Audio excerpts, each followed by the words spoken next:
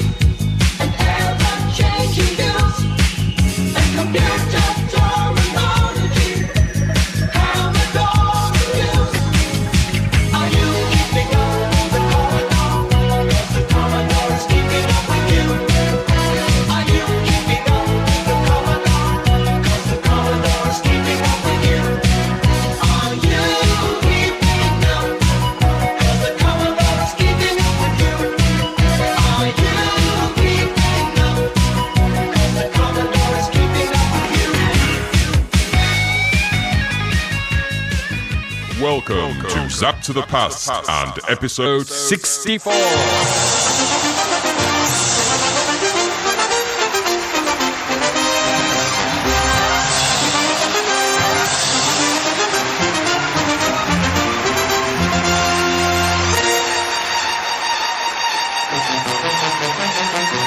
Featuring Gaz and Brendan from the Hands On Gaming podcast.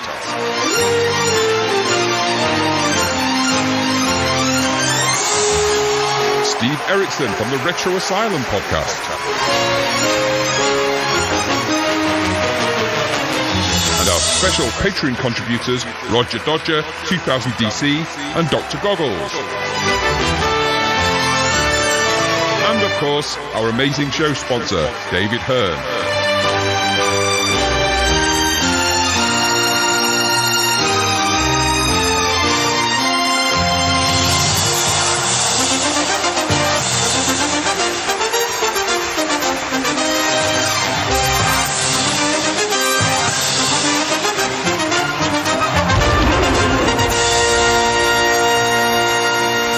Hello and welcome to the very special episode 64. Whee! Of Zapped. 64. Hey! Hey! Russian dancing men of Zapped to the Past. My name is 64 and I'm joined as ever by Graham 64. If you haven't listened to 64, I'm going to stop saying that. This is a podcast where we discuss games that were released for the Commodore 64. 64, yeah. We are using the magazine Zapped 64 as a monthly guide for the games to focus on, but we are in no way affiliated with Zapped 64 itself. Anyway, this week we're going to be starting our look at October 1987 and the first batch of games reviewed in issue 30 of Zapped 64. Now, normally we would have music in the first part, but not this week, for this is episode 64, if you haven't guessed. So we thought we'd ask some of our friends and chums to chip into the episode.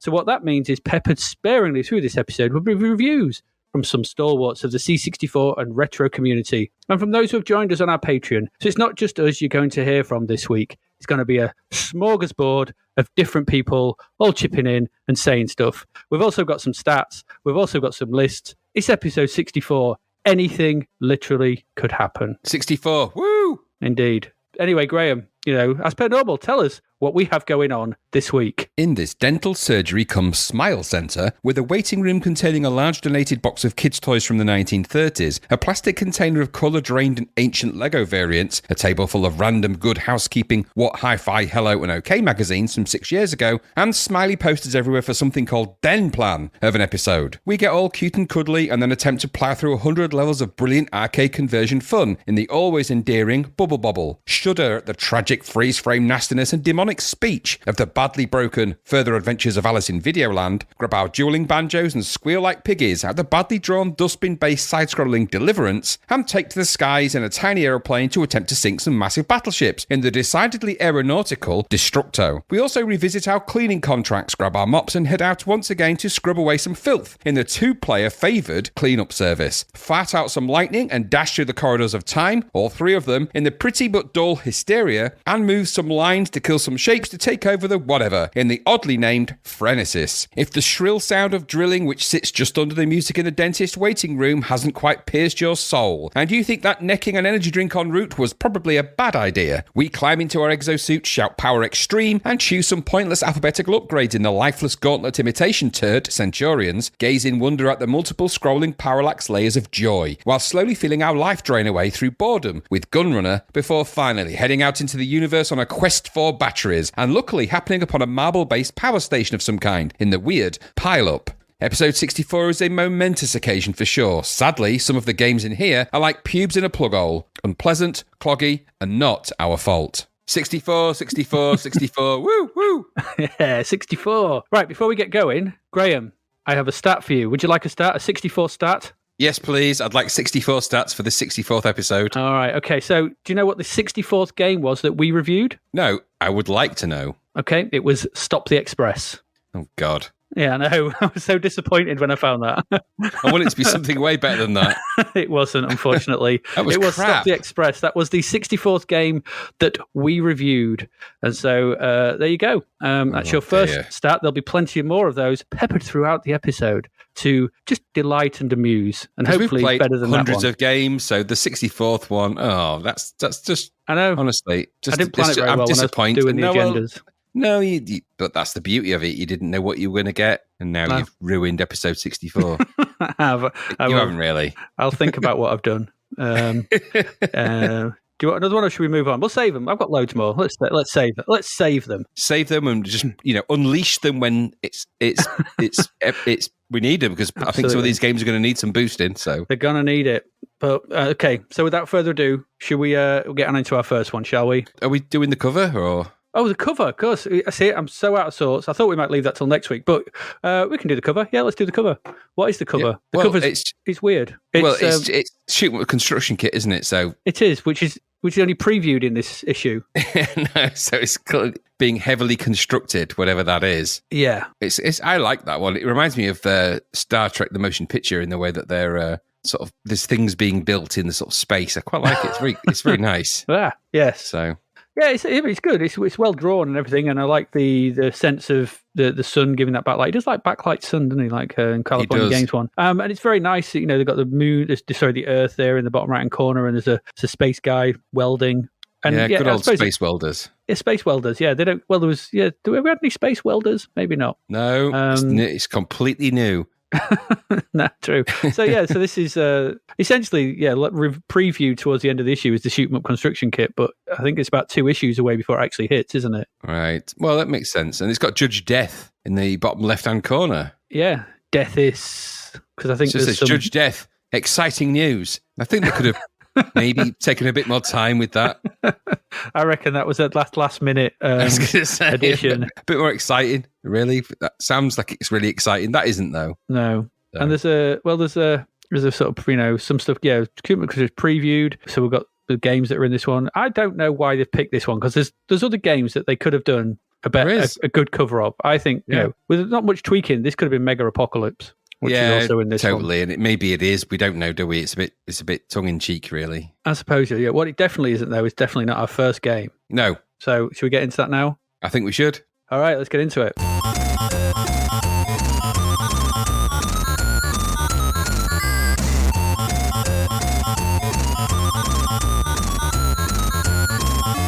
Because our first game is a gold medal game that was the gold medal was. Okay, so Bubble Bobble is another arcade conversion gold medal. And this time around, probably one that deserves it. Can you remember, Graham, what the last arcade conversion that got a gold medal was? I want to say something that rhymes with boasts and bulls. No, because it rhymes with boasts and boblins. Oh, that's right. Don't want to be so obvious. No. Yes, Ghosts and Goblins. So we've had lots since then, but none have got the gold medal. This one has.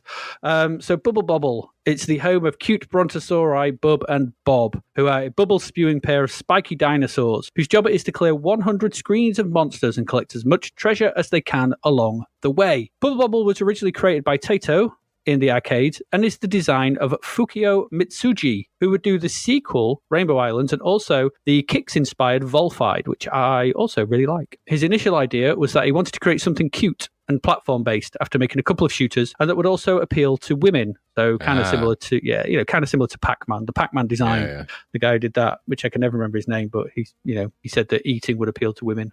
Yeah. I'm not here to judge. His research took him to a screen full of bubbles and the notion of popping them, which would be enjoyable. The original idea was for the main character to be a robot with a spike on its head. But this was rejected for being uncool. Uncool, Graham. Terribly uncool. Terribly uncool being a robot with a spike on your head. So before he then changed his mind and settled on dinosaurs with ridges on their back. In designing it, several of the enemies were taken from the 1984 game Chack and Pop. And a quick look at that game shows that it was definitely probably an influence on Bubble Bobble because it looks kind of similarish. Yeah, so the arcade game was released throughout 1986 around the world and was a huge hit. And it was the highest grossing arcade game in the UK for 3 months in 1987 from April to June. I never knew that Bubble Bobble was that massive in the UK. But no, I didn't. But there you go. It was a big old hit. Bubble Bobble was a big deal and, of course, was converted to just about everything going at the time. And that is why we have the C64 version here. So the difference here is this is not one of your Sega behemoths with 1,000 chips and 1,000,000 colours and 1,000,000,000 sprites being converted. No, this was a simple game. It's almost a throwback to single-screen arcades of years before. This in no way looks state-of-the-art. It harks back to games like Pac-Man, Mr. Do, Dig Dug, Mario Brothers, Donkey Kong, that kind of thing. And that everything happens in front of you on one screen in 2D. And yet, despite that, it regularly appears on the top 100 games of all time list, whilst all those bells and whistles and hydraulics and all those other fancy things have disappeared into the dust of history. Let this be a lesson. You cannot beat a simple idea done well, and Bubble Bobble is another case that proves that to be true. So, what is Bubble Bobble? It's a 1 or 2 player game where you play the cute dinosaurs Bub and Bob. Bub is green, Bob is blue. Now you can move left and right and jump with the up direction. You can also spit bubbles by pressing fire. Each screen is made up of a series of platforms and usually a hole at the top and bottom of the screen. If you fall off the bottom of the screen, you reappear at the top, kind of like Pac-Man's maze. Simple, really. Along these platforms, monsters of various abilities roam, and it's your job to clear the screen of all of those monsters. You do this by spitting bubbles at them and capturing them. Once you're inside a bubble, you can jump on it to squish it, or jump on it to squish it, or jump up into it to pop it with your spike, thus killing the enemy inside, who will spin off and turn into treasure, which you can then collect for bonus point. Killing all the enemies on the screen sees you whisk downwards to the next level, and away you go again. As you progress, new enemies appear, some that fire projectiles at you, some that fly around, and so on. And trapping them becomes trickier as they get more adversarial. You only have a certain amount of time to do all this in it, and you'll be told to hurry up if you are taken too long. And should you not do that, an enemy appears, he will slowly home in on you in steps. It's like jerks across screen. It's a similar idea to, I guess, to Otto in Berserk. The bouncing smiley face, and the only way to see them off is to complete the screen quick smart. You got to get a bit of a move on if he appears. It's like it follows. Yeah, absolutely. Yeah, it follows Bubble Bobble edition. There are also special bubbles as well that float about as well, containing water, fire, and thunder. Now, I'm not sure about the thunder one, but popping the water and the fire bubbles sees Bub carried along on them. They're kind of like water. They go along the platform, drop down to the next, and swish to the bottom of the screen. And as you are carried along, it destroys everything they touch. So any enemies that are any monsters, any treasure, anything like that, either gets killed or collected. It's really useful. Drops your jacket into the hole at the bottom and you reappear at the top. Collecting actually getting the water bubbles or the fire bubbles is tantamount to essential in some of the levels to try and clearing them out. I'm not sure with the thunder one. I could never get one, although I did get something in a sort of fireball, a sort of thunderbolt that was going across the screen. I think that might have been it, but I didn't realise. I'm not a massive expert on the Bubble Bobble power-ups, but there was lightning flying about, so it might have been that. There are also power-ups to collect as well, such as speeding up your bubble shots, speeding up the movement, extra lives, and even ones that take you forward several levels when you touch them. There are other ones as well that fill the screen with like things to collect, and you got to jump into them and try and get them all. And there's tons and tons of little extra touches to this. And there's too much to really go through because there's hidden rooms, there's hidden levels, there's bonus levels, there's all kinds of stuff going on. And if you get to the end of the 100 levels as well, there's the big Bubba, what's he called? The big evil dinosaur thing at the end. I can never remember his name. But you've got to fight and beat and win, and it's just it's a classic arcade game. 100 levels, see how far you can get, and it gets hard quick, but it's not too hard.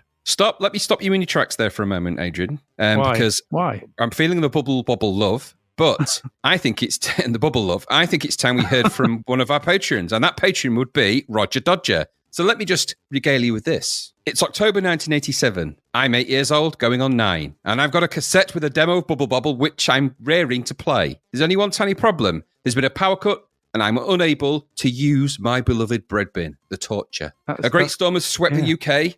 leaving a trail of destruction, turning everything almost literally upside down. Life for the next couple of days consists of eating tinned beans and sausages, heated on a camping stove, and no C64. My memory of this is so vivid, it seems like yesterday. Actually, I'll say that again. My memory is I sound like a robot reading it then. My memory is so vivid of this, it seems like yesterday. However, this is a reconstructive memory, and only part of that story is true. The damn liar. The damn liar. Dastardly. But I like where he's going with it. Yeah, I do. I'm enthralled. Fast forward to present day. I'm checking through old issues of Commodore User. Yes, I shamefully bought Commodore User Boo Hiss and all that. And it turns out there was no cover-mounted demo of Bubble Bobble, but instead a tape featuring demos of 720 Degrees, Flying Shark, and Boogie Boy. That's just my sound effect reviews there. He didn't actually write those terms in his response here. I was certain these events all coincide at the same time, but history proves they clearly didn't.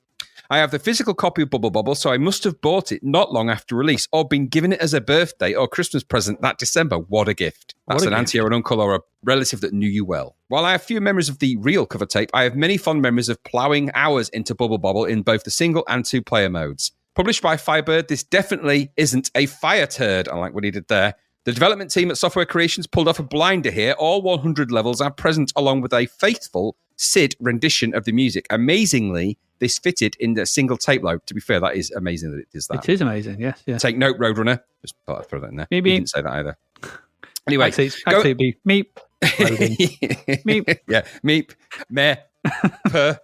Anyway, going back and playing this today, it's still good. If I'm honest, the controls feel a tad sluggish, but after a few minutes, you get used to them. All my love for this game still feels justified, even if my memories are a little confused. I like it. I like where you're going with that, Roger Dodger. Very good. Thank you. But let me, Graham, stop you there, because that's all very well and nice. But we've also got a response from Dr. Goggles. Dun, dun, dun. I know. What does Dr. Goggles say? Well, what can I say about Bubble Bobble that hasn't already been said? Turns out nothing, so there you go. That's from Dr. Goggles. Shortest response ever. Yeah, it's brilliant. The arcade game was a near-perfect game. Cutesy and fun, with a simple but effective tune. My ringtone for when my kids phone me. Featuring two characters, Bub and Bob, who have been transformed, Calibos-like, into monsters. Dragons, in this case. Oh, imagine Bubble Bobble with mini Calibosses. Oh, please, somebody do that. Make that happen. Yeah. Bubble Bobble, the Calibos special. I love it. Bubble Bobble. There you go. In this form, they have to fight through 100 levels to free their girlfriends. The C64 conversion is one of the great arcade conversions, although missing a few of the enemies, you'd hardly notice. The music is a faithful recreation, the sprites are all great, and the gameplay is brilliant. I always found this worked very well as a collaborative two-player game. It is one of the few games my younger sister would actually play with me, and we managed to beat it together. As a single-player game, it comes into its own as a high-score chaser, and once you learn a few tricks, such as popping as many bubbles at once as possible, and what pickup items do what, you can start to amass very high scores. And the level progress isn't so important. One thing I never realised at the time is that you can continue once you lose all your lives, as in an arcade continue, but it's quite tricky to do it. You have to press the fire at an exact certain time. Yeah, I found that was annoying.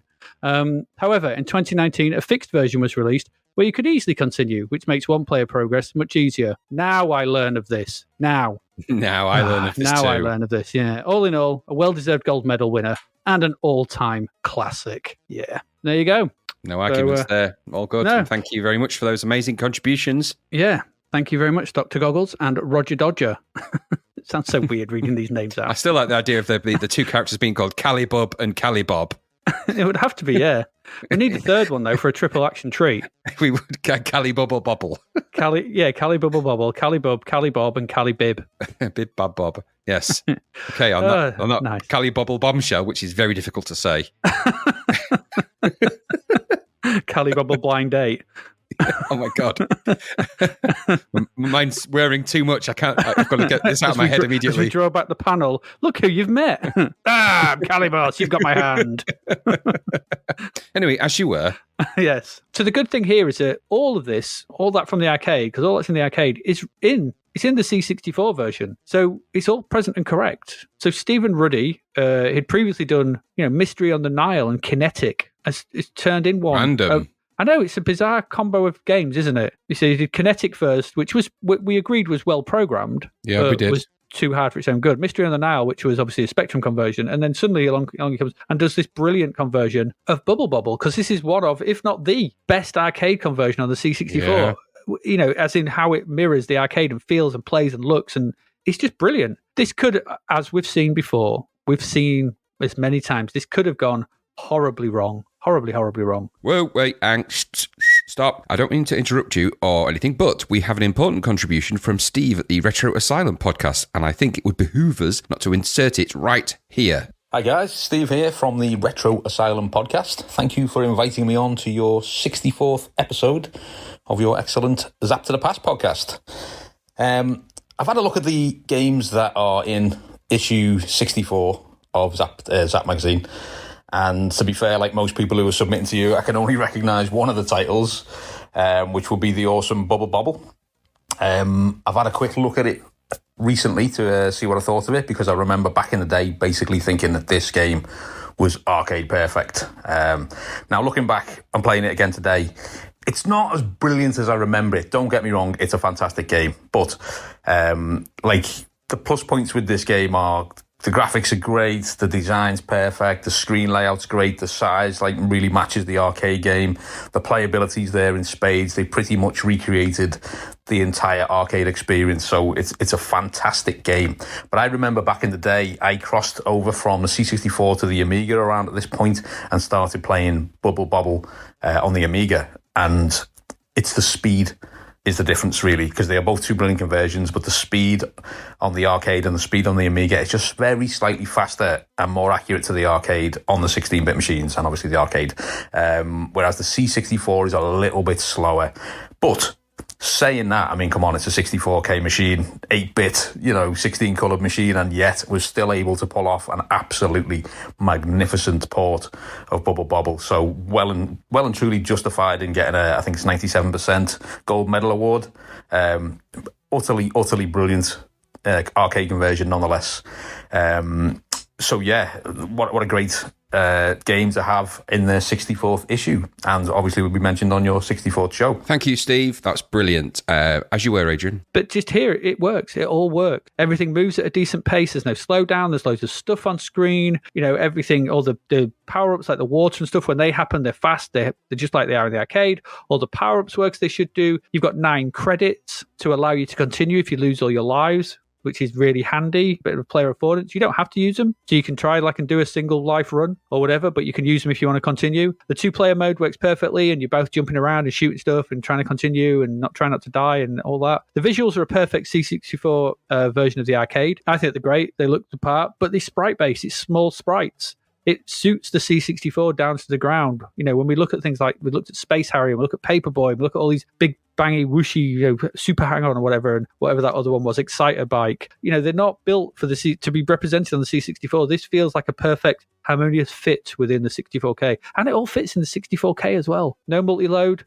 No, everything's here. Incredible stuff. The music it's annoying, but it's catchy. And it's, it just gets in your brain, but it's a good getting in your brain. It just works. It works as it should. And it all comes back to that notion of a simple idea done well. It's a great game, this. It goes on to spawn, obviously, sequels, Rainbow Islands and all the rest sort of thing. And arguably, the characters go on to the best 2-player game of all time in Puzzle Bobble or Bust a Move. I love Puzzle Bobble and Bust a Move, whichever game. There's something inherently brilliant about shooting a bubble to pop more bubbles and have bubbles drop. It's just amazing. And especially in 2-player, it's great. So, this spawns a lot. This is a really ace conversion. There's not much more to say about it. It's Bubble Bobble and it's brilliant. It's a brilliant arcade game. It plays to the C64 strengths. It's programmed to work as it should. Absolutely 100% deserving of its gold medal. I loved this. I thought this was great. I've not really played it much since it came out. I've played the arcade a few times. But going back to this, I was really, really impressed with how good this was. Yeah, loved this. Brilliant. What about you? Yeah.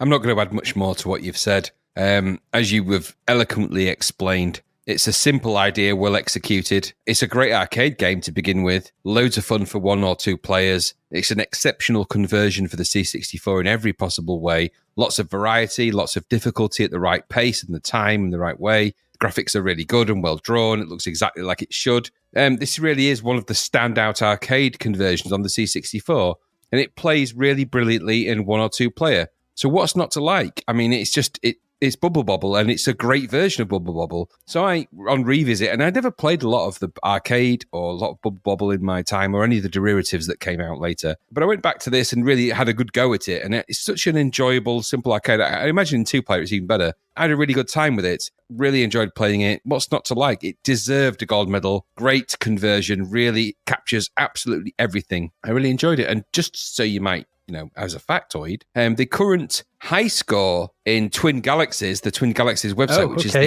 which is the high score of all high scores of gaming, of competitive gaming, is a chap called, looks like Elias Florakis, who scored 2,236,280 points on the C64 version. So that's the current world record on Twin Galaxies. Yeah, pretty good going. I don't think I got anywhere near that. No, but it's the kind of game that would make you want to do more and do better. I really enjoyed it. It's a great, and like you said, the music.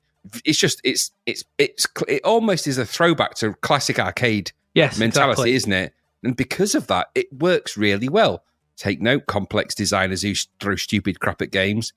You don't have to do that. You don't have to do it. It doesn't have to be that way. It doesn't have to be that way. And we're going to come across some crazy things in this episode. We are. I mean, if you don't believe us as well, this is one of our first editions. We've got Brendan from the Hands On Gaming podcast here now, and if you don't believe us, then let Brendan convince you of just how good this game is. So like most people, I played this originally in the arcade first. We used to play it, me and my friend.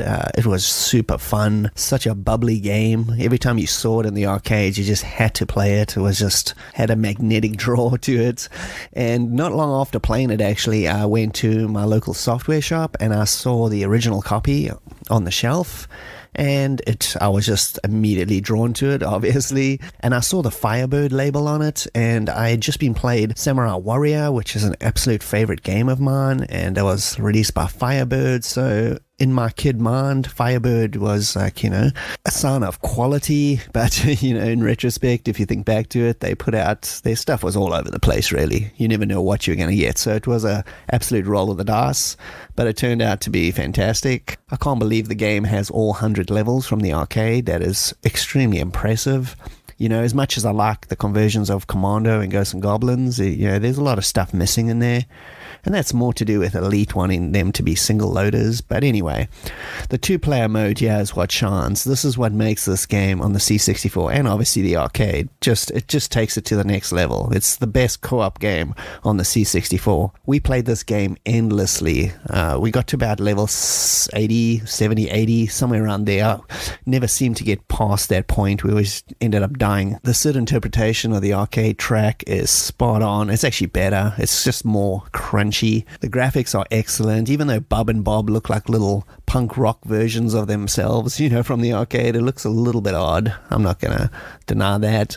But overall, it just shows, the C64 could just deliver really accurate arcade conversions if you had the right team behind it with a little bit of passion for the actual project. Yeah. Yep. There you go. See? We told you. Yeah. We tried to explain. You don't believe us. Just take his word for it. Absolutely. Simples. Yeah, there you go. Bubble Bobble. We loved it. It's great. Go play it. And it's just if you can play it 2 players, that's even better. You will have a lot of fun. A lot of fun. Yeah. So there we go. So let's move on to our next one because I'm sure it's going to be just as good. All right, but before we get into our next one, Graham, I'm going to give you another stat. Go for it. Do you know what the ASCII code 64 is? Number 64 is for? I don't. It is the @ symbol. That makes a lot of sense. There you go. So the ASCII code 64 gives you the @ symbol. That's it. There you go. That's your interesting stat between these 2 games. I've got loads more. There's more coming. Yeah, keep them coming. I'll keep them coming. Hello, this is Chris Abbott from C64audio.com. I've spent enough time around Rob Hubbard to know how important gruff northern tones are when they're telling you what's good and what's bad. And Zapped to the Past always tells me what's good and what's bad. And you know what they said? They said you should go to C64audio.com because it's quite good. We'll see what goes on. Anyway, Graham, you can have this one. The Further Adventures of Alice in Videoland. Okay. The person behind this is apparently somebody called Keith Priestley with the musician Peter Jamers. jammers. It doesn't matter, really. So for this piece of shit, I went back to the source. What's the source? Alice in Videoland, of course. So the source. The originating title for this is Alice in Videoland by John Fitzpatrick. That was produced or published by Audiogenic at the time, back in 1984. Pretty dull game, nice looking, quite pretty. Somebody had taken a lot of time on a graphic tablet in some way to draw a lot of that, but it wasn't really a coherent game. So why am I doing this, you might ask? Well, I needed to do that because this Bug Bite budget release is the sequel to that game. So this is the further adventures of Alice in Videoland. Now, Alice in Videoland wasn't great. So did it need a sequel? Did it need a budget sequel at $2.99? No, it did not. And no, it really didn't. So it's all credited to Keith Priestley. And what this actually is it's clearly a freeze frame of the game from another source. This is what it is. So because Zapped make mention of this in their tiny review, and it's probably worth mentioning, a freeze frame, just for a simple description, is where a cartridge, like the final cartridge, the expert cartridge, Action Replay, is used to freeze the entire game in memory and then compress it and save it to a tape or disc with a new loader, which would load it in an expedited format. In short,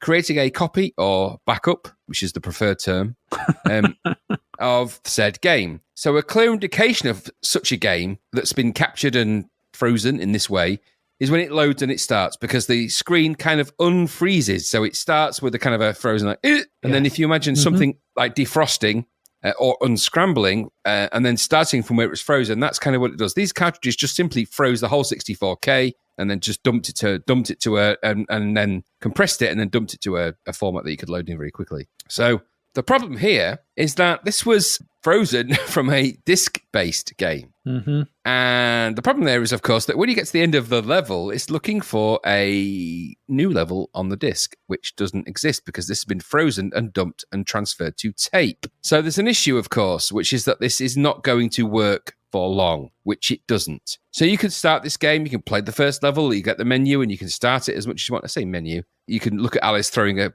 ball to the cat in the fireplace, all you like. It's not pretty to look at, to be honest. It's quite horrible, really.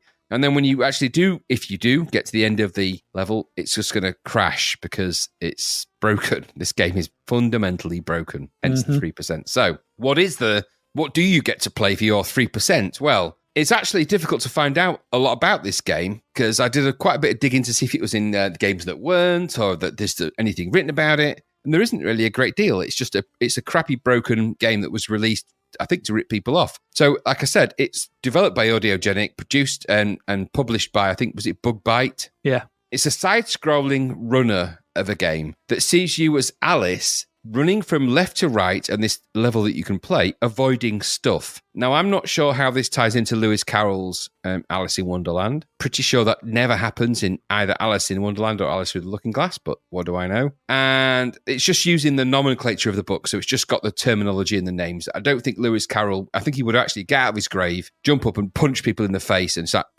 he's going to go on a cock punch. He's going to be angry about this. It does seem to have the main sprite from the first 1984 game, but no other graphic similarities. And there's some music-ish, but it's basically unplayable, with horrible-looking brown mountain backgrounds that actually look like huge piles of shit. Crappy sprites, including being attacked by a badly drawn door. Now, I'm no artist. I'm not. But even I could draw a door. But these are so crap that they're not even drawn at the right angle. So these doors that fly at you are drawn at the wrong angle for the screen, which is kind of incredible, really. Terrible. There's also, I want to say lizards. I'm not sure. The dragons, lizards, reptiles, they're not good. It doesn't matter what they are. They're just a crappy piece of crap. This is just a rip-off. This is a rip-off. Even at $2.99, this is a genuine, bona fide travesty rip-off. I don't know quite what happened here in the production. I'm just guessing that this is what they got, so this is what they put out. There is clearly no QA process involved at all with the output, which is kind of a terrifying thing when you think about it. You'd never get away with anything like this now. So this should have been given, for me, never mind giving it 3%, which gives it credence and understanding and relevance. It gives it 3%. It gives it 3%. Even though it's a low percent, it gives it a weight of 3%, that there is something about it that's tangible and good. I would give this 0. It is a rip-off. It's broken, doesn't work. It's clearly just a freeze frame of something that was on disc that should never have been put out. It's a travesty, and it's arsehole. And I tell you what, I'm not the only person that thinks that, because handily enough, Brendan from the Hands On Gaming podcast equally thinks this game is wonderful. No, he doesn't really. He really doesn't like it. But listen to this, and don't take my word for it. Just check this out. So I wanted to do a review for this game because I honestly thought I hadn't played it before. And when, I loaded up through emulation, the memories came flooding back. The horror of it.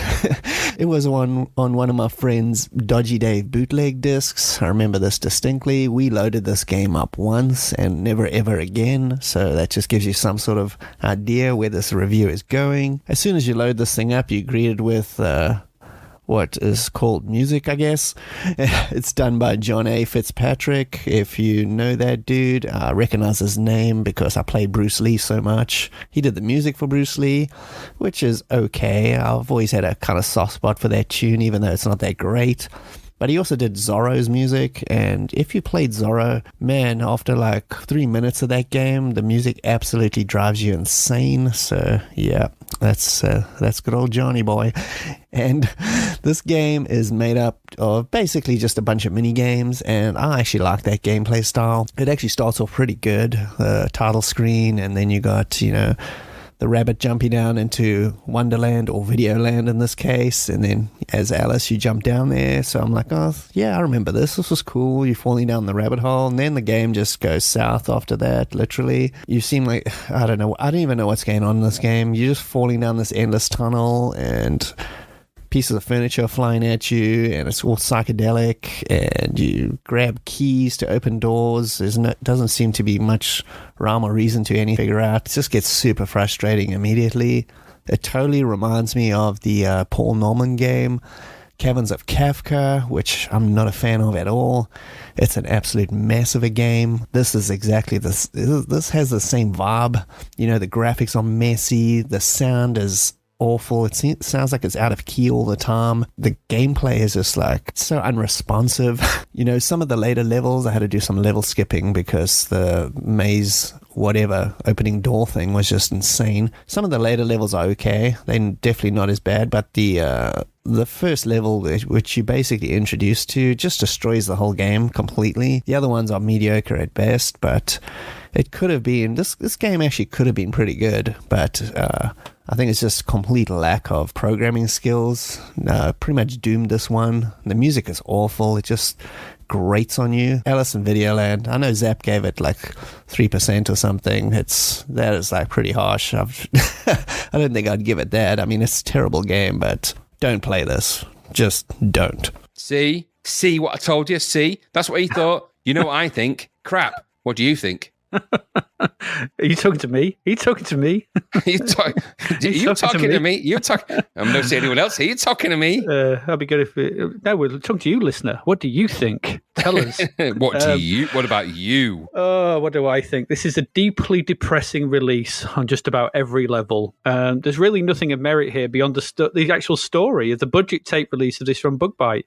To simply freeze frame the disc version, slap it on a tape, and then not check that it worked, I think it's borderline criminal. Stupid. This is something for the trading standards. This is you buying a sofa and it's got no seats, no something. It's got nothing. No foam in it or anything. Or someone's just freeze framed another sofa and given you that. They sent you a picture of a sofa. Yeah, absolutely. It's like buying a telly and none of the connectors works. It's just dreadful. This is one of the rankest games I've had the mispleasure to look at on this podcast. It's graphically crap, orally offensive, and genuinely stinks from every orifice. It's a truly low watermark for the C64 software scene, and it should be scrubbed from history and never spoken of again. There you go. Just say what you think. Just let it out. That's what I think of you, Harvey. Yeah, I don't think there's going to be any argument from anybody about that. I mean, even if the first level was okay to play, but as you've rightly noted, there's nothing to it. And also, and I do actually want you to put this in here, put the speech in. Yeah. That bit of speech as it starts. Curiouser and curiouser. I'm doing it. It's going to go in right now. Oh, just awful. And what you said, I mean, it starts with the sort of intro screen, doesn't it, of her playing with the cat with the ball, whatever. And then when you die, only then do you get the menu. It's weird. Because of the nature they've not even bothered to freeze frame it and sort of save it on the menu screen. No, because that would be even worse, wouldn't it? I suppose at that point you could have then picked level 2 and realised that you couldn't do anything. It would just crashed. And what a nightmare! What You ain't going nowhere. Awful thing. I can't believe anyone sanctioned this. No, it's just shocking. It is shocking. But what we should do is ask Steve from the Retro Asylum podcast what he thinks. The other thing I wanted to say is I did have a very, very quick look at Alice in Videoland because I saw on your list that it got 3%. So I thought I could have a look at this. So I had a look on YouTube just to have a quick glance at what that was all about. And oh my God, what an absolute pile of crap. My word. It's basically like someone, it's a one screen, fall down a hole, fall through garish colours and horrible graphics with horrible sound. And then switches to what looks like a chess game, and then some weird pinball style game. It's, I don't know, absolute utter rubbish. So I'm looking forward to the two of you absolutely trashing that. I do enjoy your descriptions of games that you hate. Very enjoyable. But yeah, anyway, guys, congratulations on getting to episode 64. The show's brilliant. I love it. Tune in all the time. I'm a few episodes behind because you've done that many. I'm trying to catch up, but I'm absolutely loving it. Enjoyed having you guys on our show as well. So yeah, congratulations on where you're up to and keep it going. Loving it. All the best. As much as it pains me, Graham, to keep going on about this cacola game, we've got contributions. So, they played it as well. We told them not to because we played it for them, but, our amazing patrons and other people. Maybe they wanted to experience the 3% of happiness you're going to get from switching it off. Yeah. Before it switches itself off. Yeah, because it just crashes. Yeah, whatever. So David Hearn has written about the further adventures of Alice in Wonderland. He said, further, how on earth did the original malware from 1984 ever warrant a sequel? Well, it starts well with a blocky intro screen where Alice, based on Alice in Wonderland, it seems, throws a ball for her cat to fetch before warming herself by the fire with a simple ditty in the background. The scale is a concern, though, as the door is about 3 times the height of Alice. Perhaps she's broken into a giant's house. Or she could have had the shrink potion thing, just saying. And I would substitute the term simple ditty for god-awful dirge, but that's okay. Yeah, each to their own. We're not music shaming. Starting the game after a speech that sounded like cheetah, batch, enjoy yourself. Okay, which makes as much sense as the rest of the game. It's spacebar to pause and return to resume. Then blocky Alice floats out as though possessed, arriving on a brown, I suspect, poo-stained footpath battling against green pigeons. I'm not sure why, but Alice seems to have a squid on her back and her mouth is agape, probably at the fact this game ever got released. And for £3, I jumped up and headbutted a pigeon and then a pink door. This time less than half Alice's height appeared and chased me. Soon I was on a pink path, which was identical to the poo one. More pigeons came at me along with what looked like a cross between Big Bird and Sid Vicious. More doors, paths and pigeons awaited, and although the colours changed each time a door got me, I think it's just the start of the same level. Feels like you push the scrolling along, Alice enthusiastically power walking past the rubbish backdrops, as keen to escape the game as you will be, all the while listening to a crap tune that loops every 30 seconds. You lose a life when you touch too many pigeons, so I figured out the object was to get to the end of the level. I tried, and you can jump the little doors. I got a long way down the path, but the level didn't end, and how I prayed it would. I played the virtual tape version where once you get to the end of the level, the game resets, trying to load level 2 off the non-existent disc. This was a safe ploy on Bug Bite's side. No one was going to stick around to the end of the first level. A few seconds into the game, you'd know you'd been conned. Utter shite. Rated 3% too high. Wow. All I'd say, though, is if that's what pigeons look like in Australia, I'm never going. Especially if you die, you can lose a life by touching too many pigeons. I didn't know that. I'm never going to Australia. Those Australian pigeons are a tough hombre, I tell you. Yeah, they're massive and horrible. Good Lord. Absolutely. Now, as if that wasn't information enough to thwart you from the journey of ever encountering that god-awful piece of shit game, Dr. Goggles has also submitted some keen information, which I must now discuss with you. Okay. So let me just regale you with this. He's written, quote, I was keen to our sources. According to our sources, ipso facto, concordantly. I was keen to play this and see how truly awful a game could be. It definitely lived up to the hype. Awful graphics, awful sound, awful gameplay. I couldn't find instructions, which probably didn't help much. They wouldn't have helped if you could have found them, to be fair. Wouldn't. The instructions are walk right, No, Don't hit doors or turn pigeons. Yeah, turn off or we'll turn it off for you. Anyway, so to go back into Mr. Goggles' review, Go. after throwing a ball for your cat a couple of times for some unknown reason, I'm guessing he's never owned a cat. Alice climbs through the mirror and then, what do you want me to throw this for some reason? What are you? Cat. What are you? What do you want? Fun? What are you, a cat? Anyway, sorry, I've lost my train of thought there. Alice climbs through the mirror and ends up in a world which consists of a pseudo 3D road along the lines of Staff of Karnath type games, and you have to keep moving left to right. For some reason, dragons fly at you but die at your touch at first, then suddenly you die. It's true. Yeah. I thought they were dragons, to be fair. I did as well. Pigeons. I'm never going. Well, pigeons and dragons are interchangeable in Australia, which means that I'm thinking Lord of the Rings over there must look weird. If Smaug is a giant pigeon, it's even more terrifying. It's actually becoming quite. Anyway, for some unknown reason, you are pursued by doors. That's true, not the doors, but just doors, which chase you and immediately zap you back to the start of the level. After a while, you can get the hang of jumping over the doors to avoid them, as they keep on moving left to right, but more of them keep coming, and one slip up and zap back to square one. All of this accompanied by the most annoying tune ever, which seems to loop after about 2 seconds. Didn't stick with it long enough to see any of the subsequent levels, of which there are 4 apparently. You'll never see them. I have to say, as bad as it is, I expected worse for 3%. I'm not sure it's actually any worse than Cobra or Staff of or Karnov. Is that Staff of Karnov? No, it's just Karnov. We haven't got to that yet. All right, Cobra or Karnov, both of which got 13%. In summary, a proper why bother of a game. Utterly pointless. Yeah. No arguments from me on that one. No, yeah. Exactly. But, as bad as Cobra was, it did work. Yes, it wasn't just action replayed onto a tape. Yeah, it still amazes me that they got away with that. Absolutely. So. Yeah, Dennis Quaid, by the way, he's in in Australia. He's in Pigeon Heart. The pigeon exposes his heart to him. Cool, Dennis. I feel like this giant pigeon is not necessarily. I'm not feeling legendary around it. Put it that way. I imagine he's having that conversation. It's not making me feel good about being a knight in shining armor. Use the heart, Dennis. I've killed all the pigeons across the land. You're next. Just giant fluttering and walking away with giant head struts. Wow, you're coughing up some dust with that kind of head strutting going on there. Wow. Anyway, I digress. You digress. We've digressed. We always do. We do that. Tangent avoided. Not. Let's move along. Alice in Videoland sounds like a really crap 80s film as well. It does, yes. Yeah, a British film made with really crap effects. Yeah, really bad. Like Krull. It's like Krull standard. Yeah, with loads and loads of blue screen. Look, the black outlines would be strong in this one. No, I think it would. Yeah, I think there'd be some weird transformations that wouldn't work. Oh, yeah, it would be. Or either that, or it'd be a BBC series. Oh God, no. Along the lines of terribleness. There we go. Very bad. But before, there you go. Just to cheer you up. Here's another stat. Oh, go for it. Question. Actually, it's a question sort of thing. What is number 64 in hexadecimal? Oh God. 5A. It's 40. Of course it is. It's 40. Yeah, and can you tell me what it is in binary? No.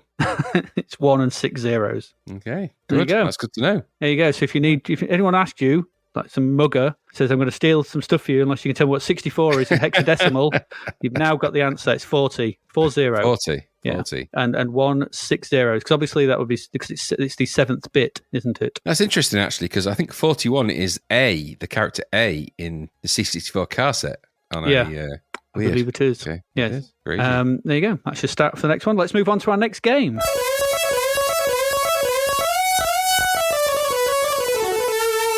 Which is another budget title, but it's not like the last one. This is Deliverance. So this is from, who was this from? This was from the Powerhouse. I didn't know who made this, so apologies for that.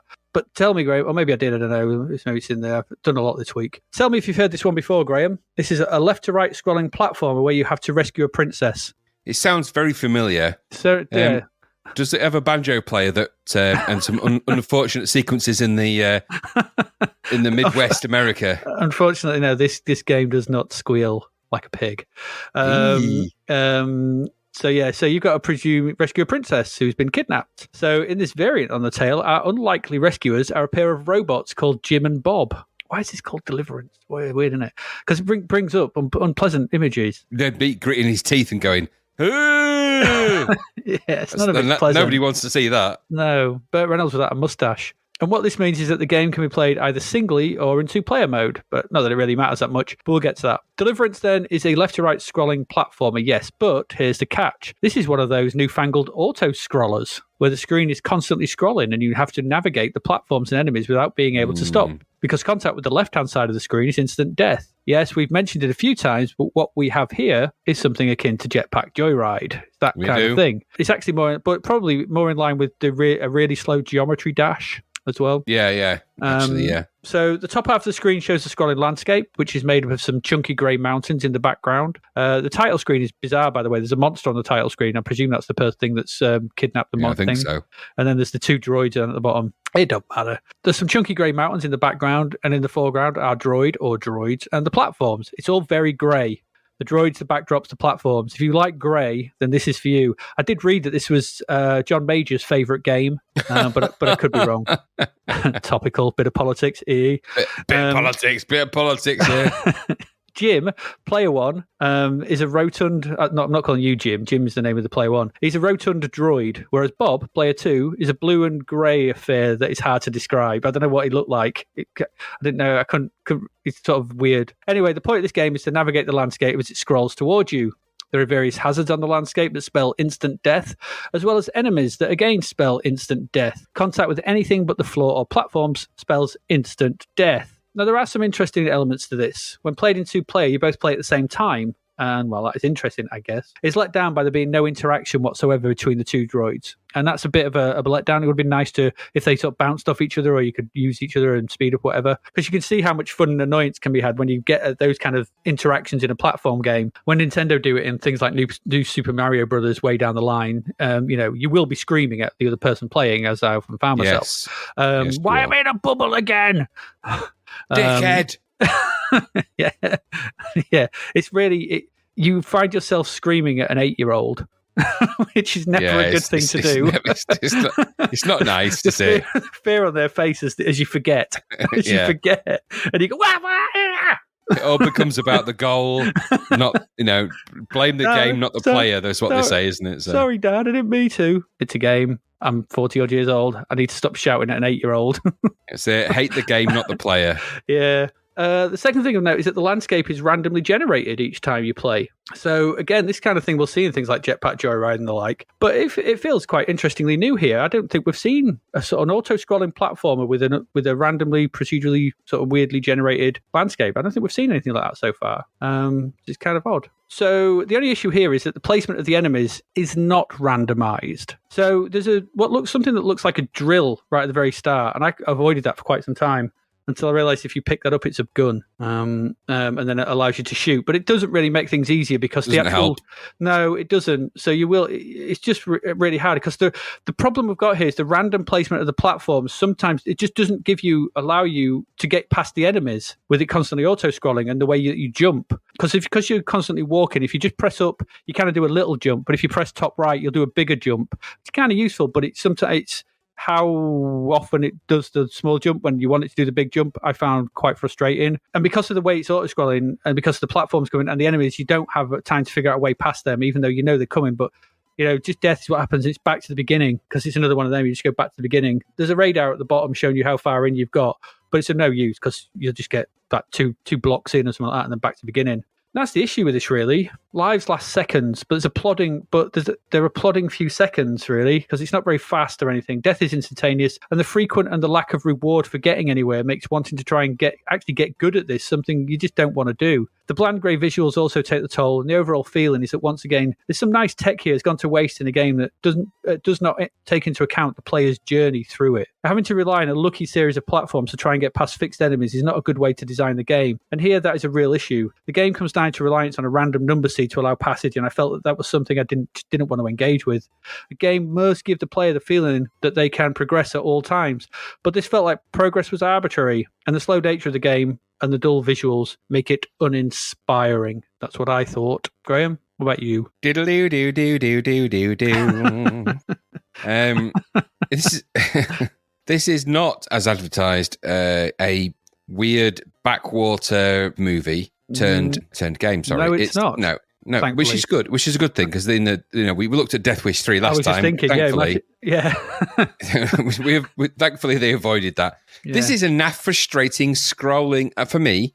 A naff frustrating scrolling endless walker of the game. You control a badly drawn dustbin, from what I could see. It ambles across an endless scrolling landscape as you hop and skip around, avoiding things on the endlessly scrolling background. It's okay-ish graphically. Backgrounds look nice. The main sprite, okay, it's a bit Dusty Bin-like, but it looks all right. I guess for me, the game just felt very samey and very tiresome very quickly. But it is £2, and we have to give it a little bit of credit for that. You're not going to get some great, well, we say this, it's in the £2 world, it's not a great £2 game, but it's not badly put together, and at least it isn't broken, it isn't a freeze frame of something that's, crap. So there is a whole game here at least. It just, I don't know how much enjoyment you're going to get out of it, but would you get £2 worth of enjoyment out of it? Well, Zap thought you'd get 43% of that. I'd be inclined to agree with them. It's not terrible, but it's not ace, is it? There's better $1.99 games, so. It's not. Yeah. Well, yeah, there isn't. But again, don't you take our word for it, or maybe not, because I think actually someone found this that they actually did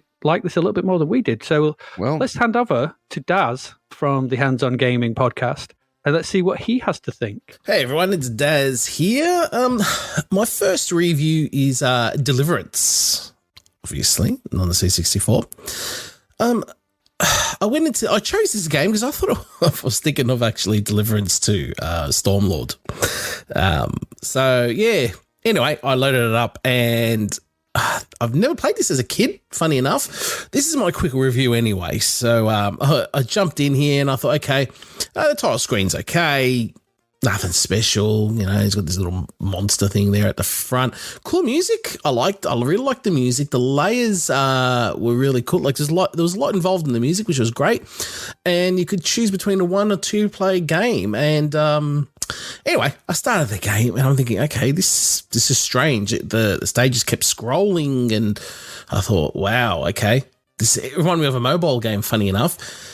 And I'm like, this is so tough. And then, like, this first thing that comes for you is this, I thought it was a drill. So I'm dodging this thing and I'm jumping all these platforms, getting hit all the time, by the way, just consistently getting hit. This game's just ridiculously hard. I mean, the pixel perfect jumping is needed, firstly. There are so many enemies that just come for you. I thought this is really tough. So I'm playing for another 10 minutes thinking, okay, what else happened? I can't pass this level. Anyway, I accidentally touched this drill at the start of the level. The drill wasn't a drill. It was actually a gun. So that helped a lot. So after I picked that up, I could actually shoot things, which made the game a little bit more bearable. So the more I played it, the more I started to enjoy it. What I did enjoy, though, was that the levels were auto-generated. They just changed every time. I mean, there was little bits of similarities here and there, but it wasn't always the same level. Still, I couldn't pass the first level, and I thought it was tough as nails. I liked there was actually a map at the bottom as well. It shows your progress, like Moon Patrol. So you've got like a little long map there, and you've got a little dot and it shows where you are. So you can see when you're near the end. I didn't even get halfway ever. I mean, and I was playing this for close to half an hour. Overall, I enjoyed it. I think it wasn't the worst of games. I did like it. So look, I would probably go back and play it. I think this would be perfect as a mobile game. So that's my review. And there you go. He's a bit more positive on it than we are. But very positive, yeah. He clearly got very into his Deliverance, which worries me a little bit. But okay. He does have a real pretty mouth, though, doesn't he? He does, and he does like the banjo, as far as from what I've read. He plays a mean banjo, let me tell you. Yeah, absolutely. So before we say anything that'll get us into legal trouble, let's move on quickly to our next game, but not before another stat. I'm going to give you some number stats. Okay. Do you know that number 64 is the smallest number with exactly 7 divisors? I didn't know that. There you go. It is also the lowest positive power of 2 that is adjacent to neither a Mersenne prime nor a Fermat prime. There's different kinds of prime? Yeah, there's Rodimus, Optimus. Optimus, I was going to say. Firmus, whatever that was. And just the last one, 64 is the sum of Euler's totient function for the first 14 integers. And in English? 64 is the sum of Euler's totient function for the first 14 integers. Well, okay. I think you just cast a spell from Harry Potter, but okay. Who knew all these interesting things were about the number 64? I know, it's crazy. It is literally crazy. It is literally crazy. So on the back of that math madness, let's move into our next game.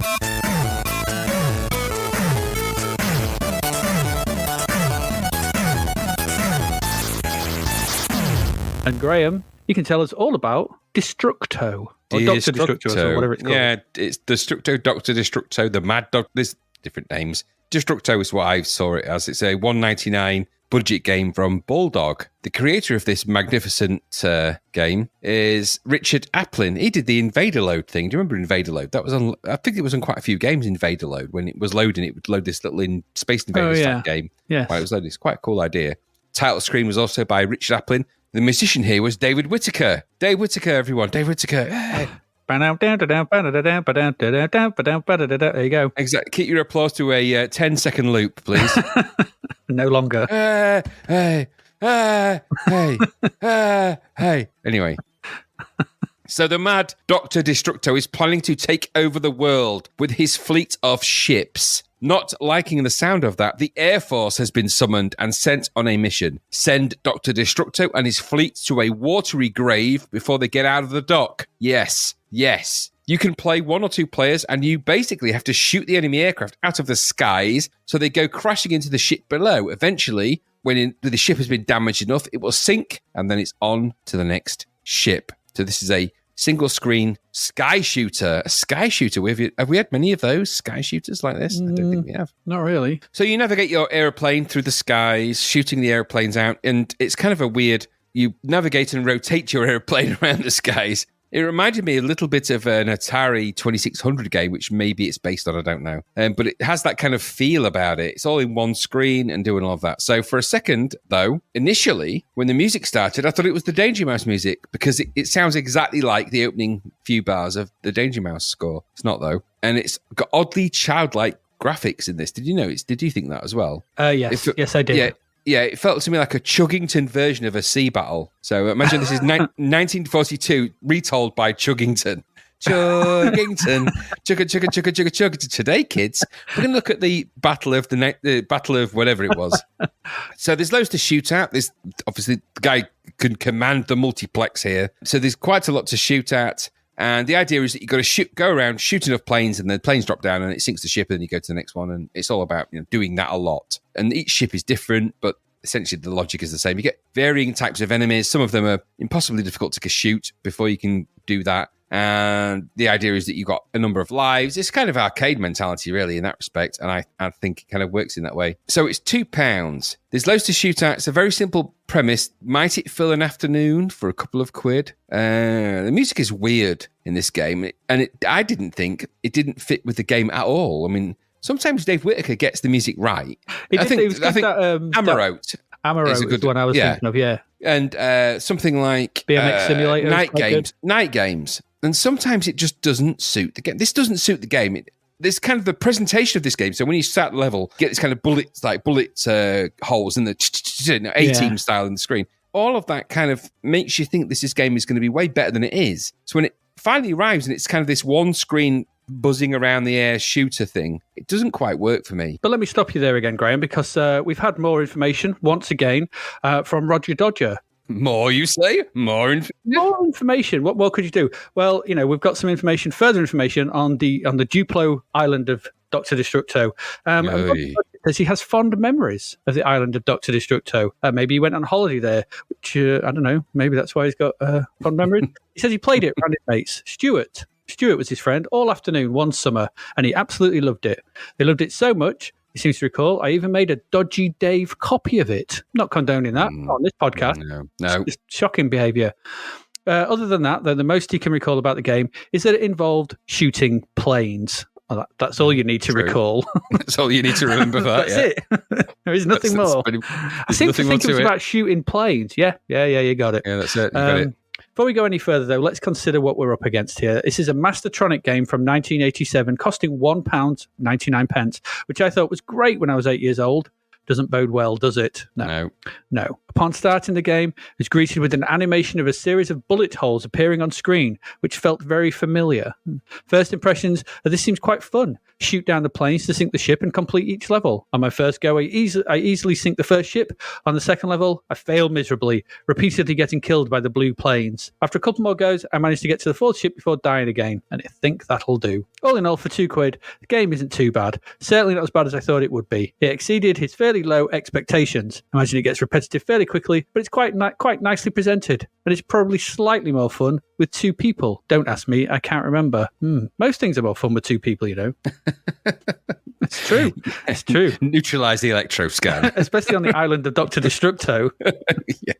To be fair, there's not a great deal more to that game, is there? Just fly around the skies. Those blue planes are really annoying, he's right, though, and you're never going to get past them. They just come and kill. Death, Yeah, done. and they hide within the red planes. It's like they've got, they're sneaky they are, and annoyed me. Are. But yeah, so, well, thank you very much, Roger, for your memories. Yes, absolutely. Memories of being on the island of Dr. Destructo. So, most pleasant. Thank you. So it's passable as a single screen shooter goes. It's not terrible. It's playable enough, but I don't think it's going to keep you wanting to go back for it for too long because it's just the same thing over and over and over and over again.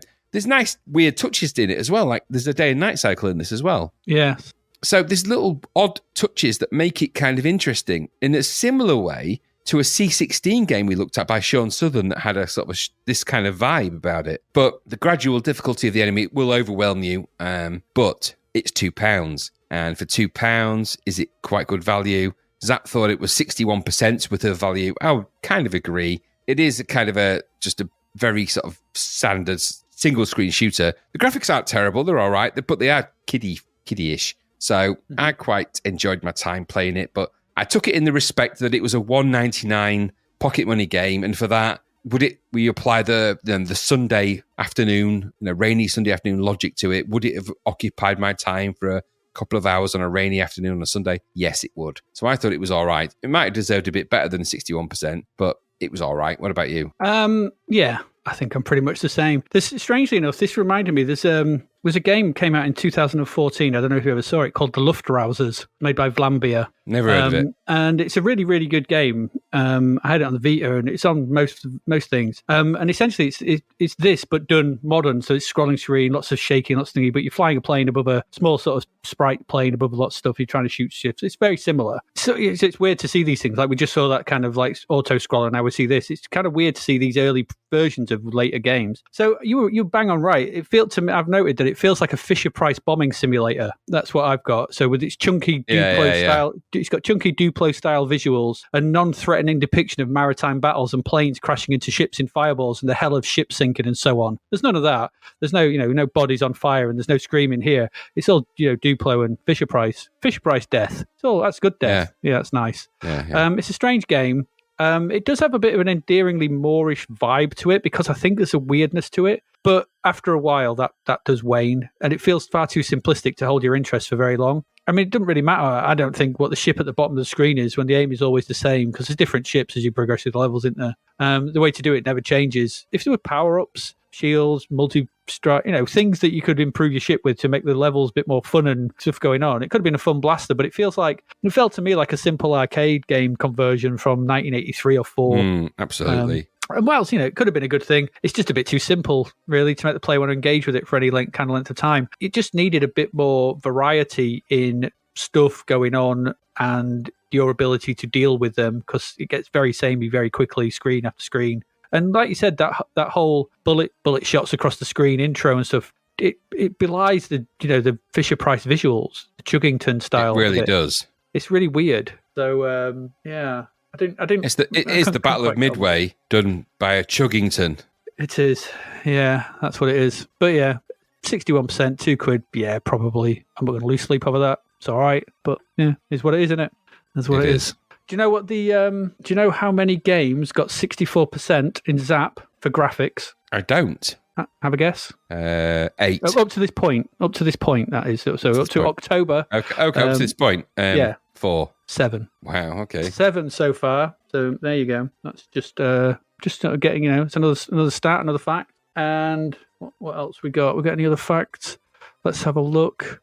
We've got loads of facts, so just keep on coming. 64 is also a dodecagonal number, and a centered triangular number. Okay, that makes sense.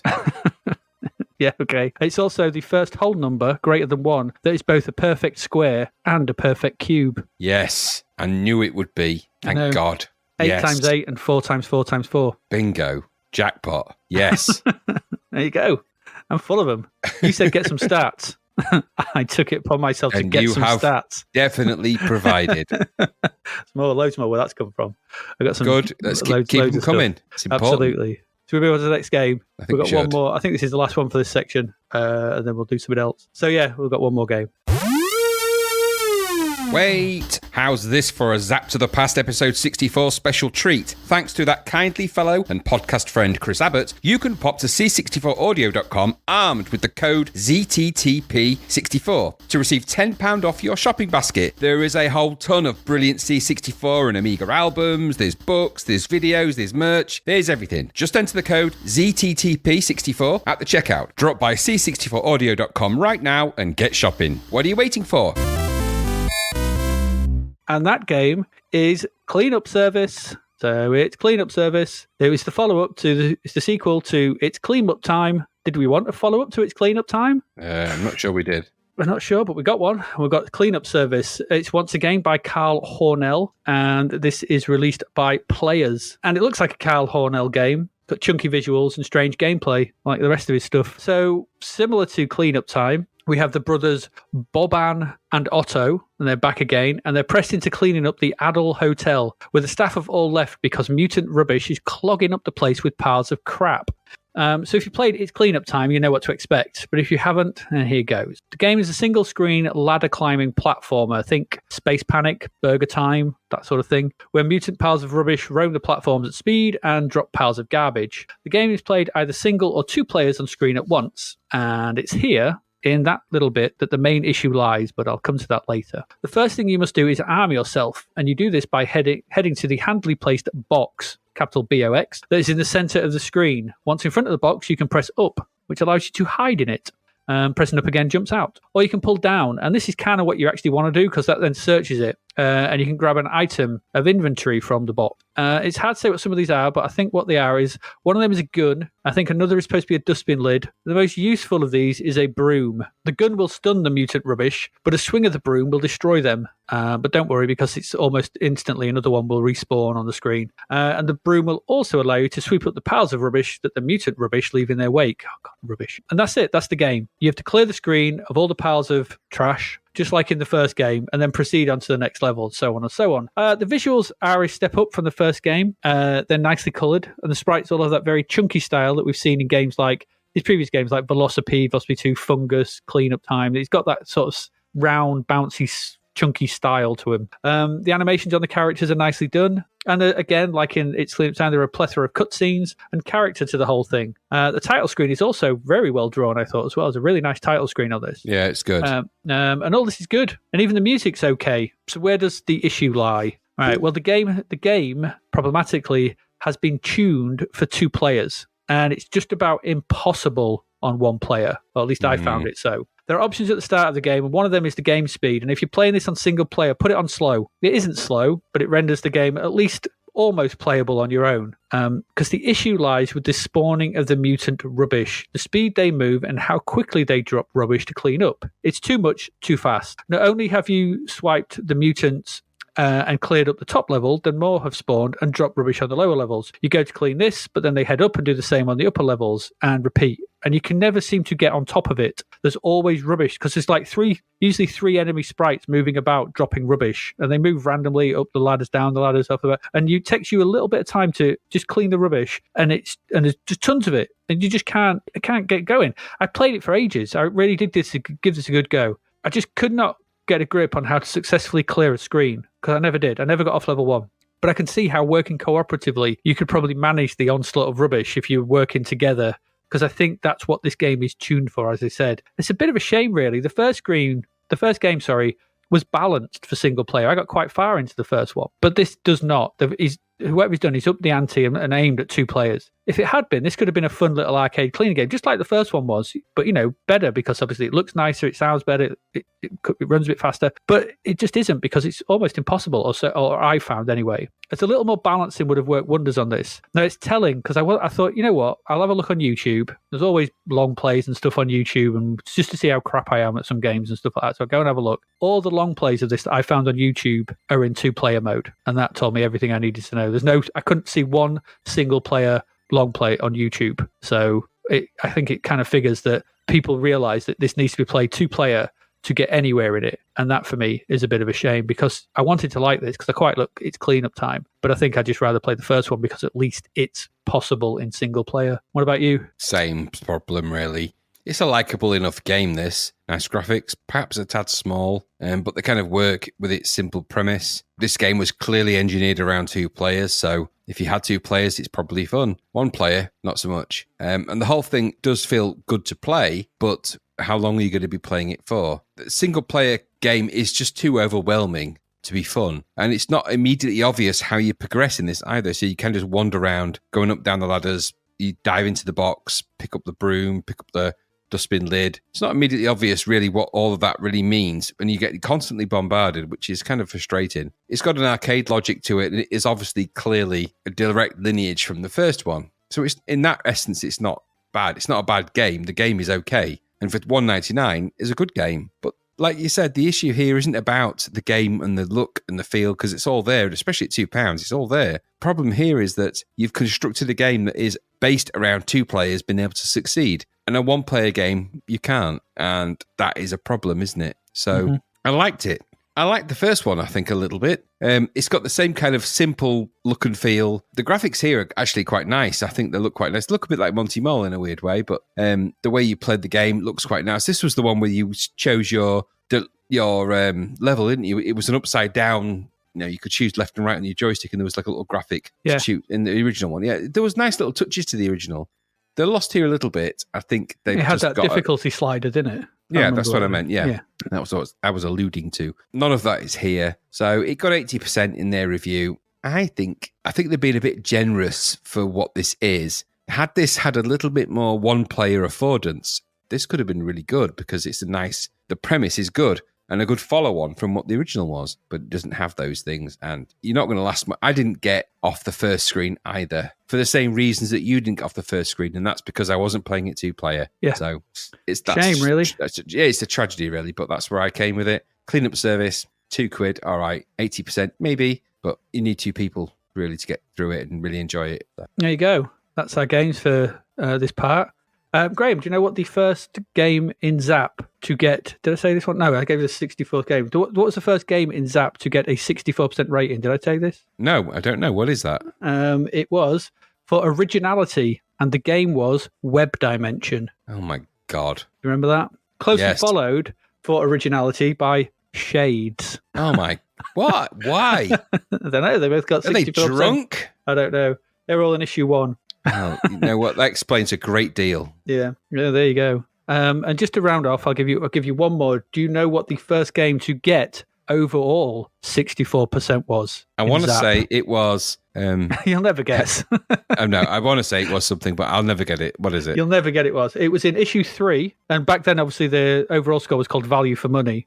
Yes. But the first 64% game was a game called Operation Whirlwind. I think there's one we didn't play look that? at. No, I don't think we looked at it. Well, we're going to have to look back at some of these, aren't we, at some point? We are, because the other one that got it in that episode as well was a game called Gates of Dawn, which we didn't look at either. We didn't look at either. Goodness me, this is terrible. I know. We are remiss in our coverage of some of those early games. We'll be going back to try those out, and I'm pretty sure they'll uphold their 64%, 100%. We will. That's a mathematical anomaly I don't even want to think about. No, that's Fermat's theorem.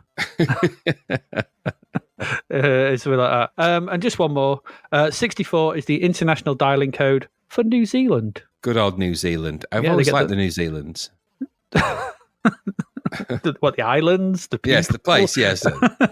don't know what you call what they call kiwis, don't they? That's Kiwis, I think, yeah. the colloquial name for them. But I think do they so, grow yeah. kiwis in New Zealand? I guess they must. I don't think you grow kiwis. They're a bird. That explains my knowledge of both fruit and bird, and hence the reason I Last have a time you great tried to difficulty eat a eating kiwi it. was a very messy affair. It was awkward and catchy.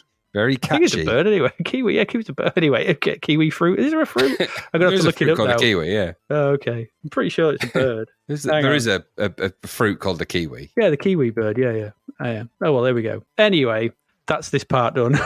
I think on that note, we're we'll off. Be back, we'll be back after this short message. And what we're going to do is we're going to go through our first 60-odd episodes, and we have picked a game from every one of them, which is our basically definitive list. So that's what we're going to do next. And you can see if you agree with them, and we'll be back for that. See you in a bit.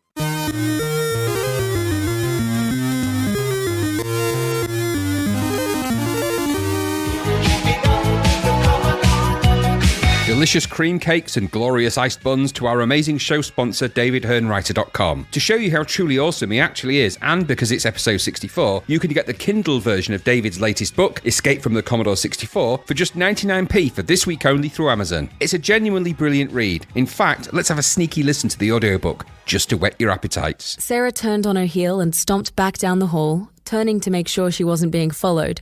As she passed Reese's room, she saw the blue glow of his computer sitting idly on his desk. A hulking beige-brown mass, it always made Sarah think of the family bread bin whenever she saw it. "Ooh, I got sucked into the computer," Sarah whispered.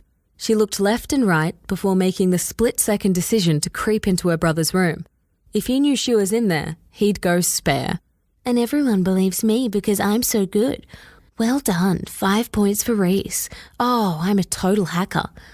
8, 1. In a flash of anger, jealousy, Sarah couldn't even work out exactly what it was she was feeling. She yanked the joystick from its place on the desk and began wriggling it around. Left, right, left, up, down, and around the garden like a teddy. Before she could finish her sentence, the room flashed and her backpack fell to the floor. Honestly, it's a really fun and brilliant read. And because it's episode 64, and for this week only, you can grab the Kindle version through Amazon for just 99p. Don't delay. Do it today.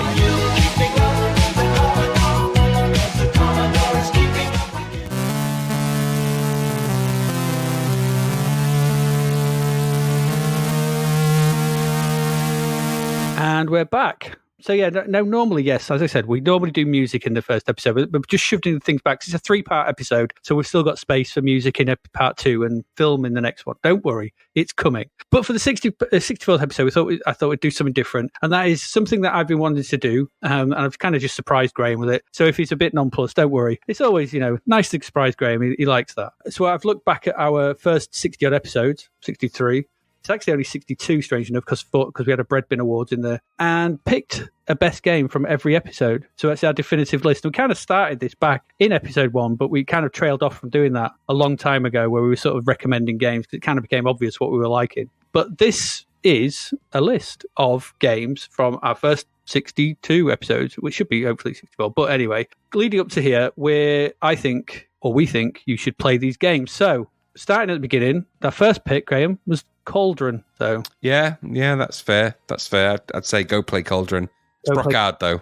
some of these are going to be tricky to. I mean, the number 2 is Lords of Midnight because it was up against Shades and Web Dimension. Goodness me, the 64%ers. Yeah, absolutely. So, a lot of people do like Lords of Midnight, though. So I gave it its due, and it is clever, and I think it is worth a look due for its technical thing and whatever. Okay. Episode 3 was Theatre Europe. Yeah, it might have lost a bit of its context now, but it was a good game at the time. It has, yeah. I know it might be a bit scary to actually play that now, but there you go. No, to be fair, to play it now, yeah, you might be more relevant than ever. But okay. Yeah, but Theatre Europe is what I picked from there. 4th episode was Hyper Circuit, was the best one in there. No, was that the racing around the 360? Yeah, it's the early Chris Butler one. Yeah. Yeah, so that was okay. All right. Number 5 was Drop Zone. Oh, classic. Yeah. Classic. That was easy, that one. Yeah, that still stands up and is still great. Yeah, Boulder great Dash game. 2 was number 6. Yes, I'd say go play that because you should play at least one Boulder Dash game in your life, and that's a good one. Indeed. Can you tell what our next one was? Because it should have been a gold medal. Way of the Exploding Fist? Yes, Way of the Exploding Fist, indeed. Yes, that one absolutely should have been a gold medal. It really should. It really should have been. And in the next one, Confusion was the pick of the next episode. Okay, yeah, good music. Yeah, good game concept, nicely done, simple, good. Number 9, Summer Games 2.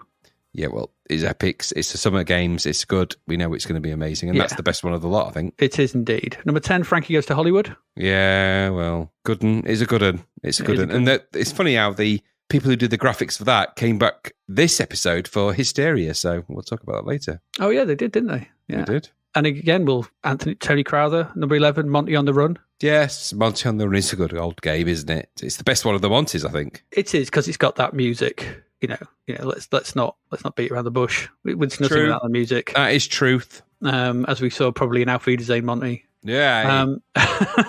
Exactly. That's what I mean. Number 12 was Barry McGuigan's World Championship Boxing. To this day, it's a great boxing game, that. Yeah. And can you hum the music? Do dim dib dib dib dib dib dib dib dib dib dib dib. Yep. Yeah. Yep. With the almost a snooker table light and the graphics at the beginning. Yeah, great game. Indeed. 13 was Paradroid. No question or arguments there. Yeah. It's one of the greatest C64 games of all time. It was. I mean, that episode also had Winter Games in, so I had to cut out Winter Games. So yeah, and it's baffling though that Paradroid has not had a really good current console remake. It surprises me because it's such good fodder. It is, because it's a solid, I mean, I'm trying to think if, that sort of taking over to sort of progress and go up, and that transfer system taking over things to become more powerful and wiping them out. It's such a simple, elegant. There's hints design. hints of Syndicate in there, right? Both the Amiga version and the later console version of Syndicate. There's hints of that in there a little bit, not maybe as explicit as obviously as that, but there is a little bit of that there. But even the Syndicate on the console wasn't a massively well received game, even though it was actually quite good. Yeah. Number 14 was Wizard's Lair. Yeah, you liked Wizard's Lair, didn't you? Yeah. I mean, it was. Trust me, I have to pick a game from the episode. No, it wasn't bad. It was just a derivative of lots of other games. It had a very small or a smaller play area. It was still a good game. Indeed it was. Number 15, Scarabaeus. What's one of your favourites? It is. Press M when you start playing it, get the sound effects up and running. Well, you like to heavy breathe at people. I've noticed that. I do. I like to run around Egyptian mazes and heavy breathe behind people. You've always been a breather. We got a breather. Press M for Christ's sake, get the music back. do. Scarabaeus would be much different with the Barry McGuigan music. It would, yeah. There we go. 16 was, and I think this was our final game of that year. That first year was Who Dares Wins 2. Yep, classic with the which is odd that we didn't mention the music for that game when we reviewed the game of Great Escape. Yeah, Great Escape. Yeah, when we didn't mention the music for Great Escape, and yet that's in Who Dares Wins 2. It's kind of famously, So yep. Weird. Start of the following year, I thought the top one of the first episode was Robin of the Wood. Yeah, good old Robin. Yep. Bouncy music. Ball Blazer was next. Yes, another classic. Yep, the V advert. Yes. Number 19 was the precursor to one that made us really angry the other week, and that's Bounder. I like Bounder. Just Rebounder was stupid. Yes, it massively was. Good music, was. though. Good music. Well done, Ben. Good music, but Rebounder, yeah. You're not going to agree with the next one. Remember, I put this list together, but it is, of course, the Eidolon. Well, it was obvious it was going to be there. It was, but there was nothing else in that episode that really was as good. So. But you love that game massively. I do love it. It is amazing. The Duplo Dragon game that it is, you love it. I do love it. I love some Duplo Dragon. 21. Now, I had a bit of a conversation with myself here, because 21, there was Mercenary and there was Uridium. And I went with Uridium because I thought I'll be true to the podcast and not what other people. So we preferred Uridium. We know that there's Patreons, there's people who listen to this podcast who love the Mercenary games. Let me tell you, as the mayor of Targ, I can tell you, we ate that game. It brought unbranded nonsense to our shores. Absolutely. And it's very difficult to market yourself out of a problem like that. See-through showers. Exactly. Honestly, the shit that it brought down on us because of that game, and just assuming that you could just steal spaceships, and that they're all see-through. No. Look, we're a legitimate enterprise here. Think Amity Beach and Jaws. We're like that, but with less sun and yellow. Way more green. Way more green. Way more green. Way more green. And no sea anywhere. No, not at all. No. Number 22 was this was a tricky one to pick out, sort of thing. But I went with Kung Fu Master, the port of Kung Fu choice. Master, because we quite liked that, didn't we? Yeah, that was quite a good port. Then we went for 23 with Law of the West. It's a great game, Law of the West. It is. I mean, it's fun. I'm the sheriff of a ghost town. All good. And how easy would it have been to make it Westworld the game as well? Should have done that. Maybe Law of the Westworld. Do it. 24 was Master of Magic. Oh, that is a great game. That's a budget game as well. The budget games are really great. So look out when they hit. That's a great one. It is really good. Yeah. 25 Alter Ego. I think you like that one more than I did. I don't mind it, but I think our review was pretty effusive. Yeah, I think on reflection, yes, I agree with everything I said. Don't get me wrong, but it's dated badly, hasn't it? The central conceit of it, and some of the comments in it are a bit like, yeah, they are. Yeah, I think you're still clever though. Yeah, you have to park your modern delicacies at the door. Yes, you do. Yeah, you got to accept that it was made in a certain time. So, and in that essence, it's quite clever and very clever. Yeah. Next one, 26, PSI 5 Trading Company was the pick of the next one. Yeah, another good Accolade game. Another good, really. But really hard, but fun and, hard. Good characters. Exactly. 27, Spin Dizzy. That's a great game. Another one that surprised me that hasn't made it to mobile. It just seems good fodder for that kind of thing. Or the Switch or something like that. There's bound to be something somewhere. 28, International Karate. Just what can you say about that? Yep. It's just, I think it's the perfect genesis of the fighting game genre. So, way the exploding fist and then that. Perfect. Mm-hmm. 29, Leaderboard. Yeah. Which the best golf game begins. Yeah, absolutely. As soon as it got our Game of the Year award, it kind of had to... Yeah, understandably so. It's the greatest golf game that was ever created. Yes, indeed. 30 was a tricky one, but I went for, because I thought this was very us, Return of the Space Warriors, Eggy Joust. Yeah, and that crappy episode, that's probably the best of the shite. Yeah, it was I think that was our first Cheapers Creepers one. And, at least it had eggs in it, and that's I think there was Hess Games in there as well, but I quite like it had eggs. Yeah. It had good eggy value, that one. Yeah, loads of eggs. We said the word egg loads of times in that. We did. That's what began the journey down the egg road.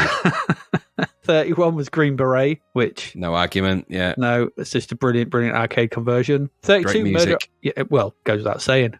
Murder on the Mississippi. The precursor to all Lucasfilm games. I am completely convinced of that. Yeah, I thought, because I could never get that one to work, but you really liked it, so... Yeah, no, I thought that Labyrinth was the precursor to all of those until I played that, and then I realised, no, it isn't. It's that one. Yeah, probably. 33 was Night Games. We like that. I like that. Slugging it out with the old mason pike. Good stuff. It was mindless, brainless, taking chunks out of each other with massive weapons. Great Dave Whittaker music as well. Loads of good Dave Whittaker there. Indeed. I think he did the music for the next one as well, because 34 was Split Personalities. He did, and that's another good one as well. Very clever. Quite difficult, but very clever. Now, again, this one, 35, this was a tricky one. We had Parallax and we had Druid. Ooh. Now I've opted for Druid. Yeah, I think that's a good call. I'd have gone for Druid out those two. Well, I did. I had both original tapes, but Druid was my one that I played most often. It's such a good game. It is. Such a clever little game, and especially if you've got a mate round and you can do the golem as well. What's not to like? Yeah. Ace. Parallax is great, but it doesn't have that, does it? But Druid is Druid. Druid is ace. Yeah. 36 was Super Cycle. Yeah, I can see why you pick that. Yeah, the Epics one, right? Yeah, it is. Yeah, there wasn't much in that episode. 37 was World Games. Yeah, another Epics title. Yeah, another standout games. The last best games one, I guess. Yeah. 38 was Sanction. I had trouble with Sanction. We had problems with it, but there wasn't a lot to sort of put up against it in that episode. I think there was one other one that it could have been. But... Amazing music, chunky graphics that felt a bit clunky, and not much screen real estate to move around in. But it did look, it looked nice. It's the first Stavros Vassoulis game. and it sounded the part, didn't it? Yes, So- and I think that's why I put it in there. Yeah, good production. Yeah. 39, Sacred Armor of Antiriad. Well, when we talk about good production, goodness me, Yeah, that's a lesson. You're being schooled. Yeah, when you play exactly. that one. 40 was Ace of Aces. Again, turn a flight simulator, and we've seen many of those boring, crappy simulators.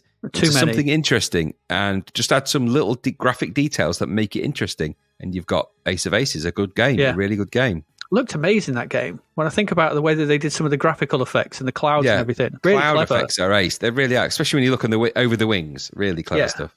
41 was The Bard's Tale. I didn't dig it massively, but I know that it's up your wheelhouse. But I think it's hugely influential and a massive. Yeah, there's no doubt about that. And I think, and it is really, whether I think it's just a very, very good, clever game, especially now if you play that cartridge version that we've got. It is. You wouldn't have your, some of your Skyrims and stuff like that without these precursor games that really develop those kind of worlds and spaces. So absolutely, fair play. The next one was a proper, hold my nose, but the only one I could pick out of the next episode was Super Huey 2. Oh, goodness me. Bloody hell. That must have been a shit episode. It wasn't great, put it that way. But I went with Super Huey 2 just because, Paul Norman, there's loads to it, isn't there? There is a lot to it. It gets worse as it goes on, but there's loads to it. Yeah, it's clever and stuff. But three letter codes to fly a helicopter. What was you thinking? No. What were you thinking? OFF. Yeah, we didn't much. We weren't massive fans of the next one, but I think we could appreciate it. It was 43's Gauntlet. Yeah. I think big game. Looking at how influential it was is quite interesting because I didn't realize it at the time because I didn't play a lot of the games that it influenced. But obviously, when we played this podcast, I've seen how many Gauntlet clones there are. And none of those Gauntlet clones, maybe with the exception of one, have actually been as good as Gauntlet tried to be. So they never quite got it right, did they? With the exception of Druid. So yeah, when we've not hit Druid 2 yet, have we? I can't really remember much of that one. No, not yet. We'll see. No. 44 was Park Patrol. Very clever. Loads of clever little touches in that. And just a nice little budget, old Activision one, but they showed what they've got. Yeah. 45 was They Stole $1 Million. That's a good. That's the robbery game, isn't it? We have to plan everything. Yeah, very clever. Very, very clever game. There have been some sort of modern variants of that, but it goes back to that, and you can just see that there was just so much thought and cleverness a lot in that of game in there. Yeah, like that one. 46 was Mutants. Yeah, Mutants. I quite like Mutants. So it was rock hard. But it was visually interesting, wasn't it? So yeah, I'm wondering whether Mutants was kind of the sort of appearance of the rock hard games part of the world. It sort of did begin there, didn't it? And the music is ace for Mutants. So 47 great Labyrinth. music. Yeah, I can see why it's there. We decided at the time it's an important game, maybe just not amazing in terms of how you play it, but its status as an important game and what it does, quite impressive. Yeah. 48 Chameleon. Which again was a tricky one from that week. Yeah, it's the Martin Walker one with the fire sprites and everything. Yeah, nice graphics. The main sprite was nice. Confusing sort of walking man with the stick, shoot 'em up kind of thing. But it was all right. Yeah, confusing. 49 was choice here: Bunship or Arkanoid. Ooh, now I will go for Arkanoid because this is what I went for as well. Because as much as I really appreciate the effort that goes into the making of something like Gunship, what you end up with is a really boring flight sim. So, no. Yeah. Number 50 was the memory test, but again, very clever and influential, Delta. Yeah, you can't go wrong with Delta, really, apart from the pain in the ass parts, but music as well. Yeah, everyone remembers Delta. Everyone remembers it. The Mixie load. There's loads of stuff to like in Delta. And as soon as that Delta logo appears on the screen with the borders being open for the scrolling stars, you're like, yes, this is something extra. Yeah. 51, Into the Eagle's Nest. Yeah, another classic. It wasn't a game I played massively back in the day, but on replay, I quite enjoyed it, albeit that there's some issues around the enemies lining up to be shot. But and the scrolling was a bit weird, wasn't it? Yeah, it was that kind of Judder half scroll, wasn't it? 52, Shockwave Rider. Yeah, again, good scrolling in this, great music. Just, is it a bit too repetitive? We're entering the realm of the repetitive game. Well, the next one as well, because 53 is Nemesis the Warlock. Yeah, again, good game. It's fun for a bit, but piling up the bodies is interesting, but it gets very boring very quickly. Yeah. Then we're back in Activision past. We've got Hero next. Oh, Hero is a great game. You explore the caves with your little helicopter backpack. what's not to like? A really great early game. Yep. Whizball next, 55. What can you say about Whizball? It's got everything connects and makes sense in a game that probably shouldn't. So it's just brilliant. And the music on top of everything else, wow. Martin Galway is probably his greatest moment there. Controversial words, maybe, but I think a complete set of music is good. Sounds is good there. Yeah. 56, world-class leaderboard. Just taken the best golf game and made it better. It's made it actually better, yeah. Made it better somehow. 57, Barbarian. Yeah, you're going to behead your best mate and 15-year-old me was just, frothy. Yeah, everything went a bit giddy and frothy when that appeared. Last Ninja is 58. Yeah, everyone has their Last Ninja moment. It's an amazing game. It has its own issues, but the look and feel of that game are like nothing else. Absolutely. 59 was Defender of the Crown. Yeah, again, just astonishing, really. Yeah, they got this up and running as well as they did and looking as good as they did on the 64. They beat the Amiga and a platform that should not have been able to, and that's incredible, really. Yeah. Quickly rounding off, 60, Head Over Heels. Yeah, an isometric game that I thought I would hate and actually enjoyed. Yeah, California Games at 61. Now, we had issues with it, but... Yeah, in that episode, Jesus Christ. Yeah, the anger-inducing episode, we call that one. Yeah, just play the hacky sack and enjoy that. Yeah, absolutely. You might enjoy it or not, but... And our last one, which is 62, because we obviously had the Bread Bin Awards in there, Kickstart 2. Yes, and Kickstart 2 was the $1.99 super bargain that everyone should make sure they get. They should. There you go. And I've said we were going to do some kind of definitive list for a while. That will go up on the website. That's our definitive list from our first 60-odd episodes. Yes. So if you're going to play some C64 games and you're stuck for something to play, you could do a lot worse than pick anything from that list. Go for it. Go and do those. Yeah, and I think that kind of fits this episode. It's a bit of a retrospective and a bit of a look back at the amount of games we've bloody covered. Yeah, we play them so you don't have to, and that's legitimate in that sense. Yeah, I think we're approaching 600 at the minute, maybe more. Wow. Woo! I know, it's ridiculous. So there you go. And just one more stat. Let's have a stat, shall we? Pick a stat just to round off this section. The 64th game go backwards, that we looked at prior to this episode was GFL Championship Football. Did we enjoy that? I can't remember if we enjoyed that one. That was the weird sort of 3D one, the really chunky 3D one where everything was coming at you in first person football. That was good. That was good. That was one of the good ones, wasn't it? So, yeah. It was, yes. So there you go. All right, that's that section over. Did something different. Music will be back next week. Films the week after. Don't worry, they're still coming. We'll still laugh at everything that was going on in the 80s. Yeah, Cliff Richard's still out there. Oh, yeah, he's back in it. Him and Sam Fox in one episode. I'm not sure there's enough wind machines to handle it. Oh, dear. Anyway, right, we're going to go. We'll be back after this short break, and then we'll be back. We've got some more games. We've got some more comments from people and more stats. So stick around.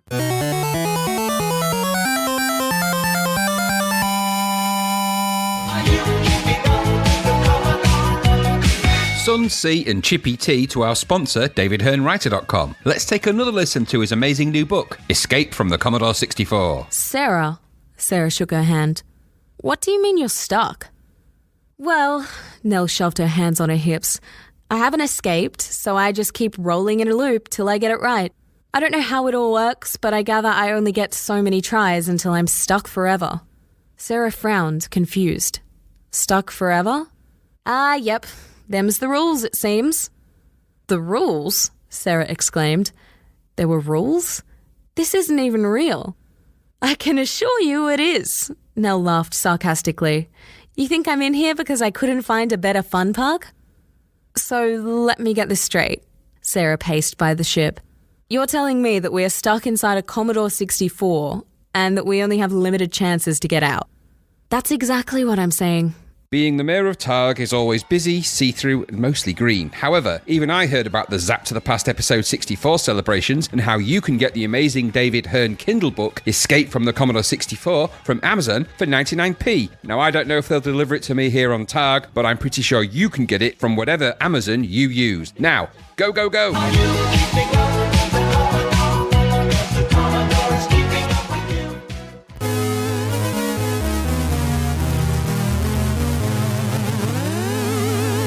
Welcome back. Hope you enjoyed that. That's our big old list. Go play some of them games. They're great.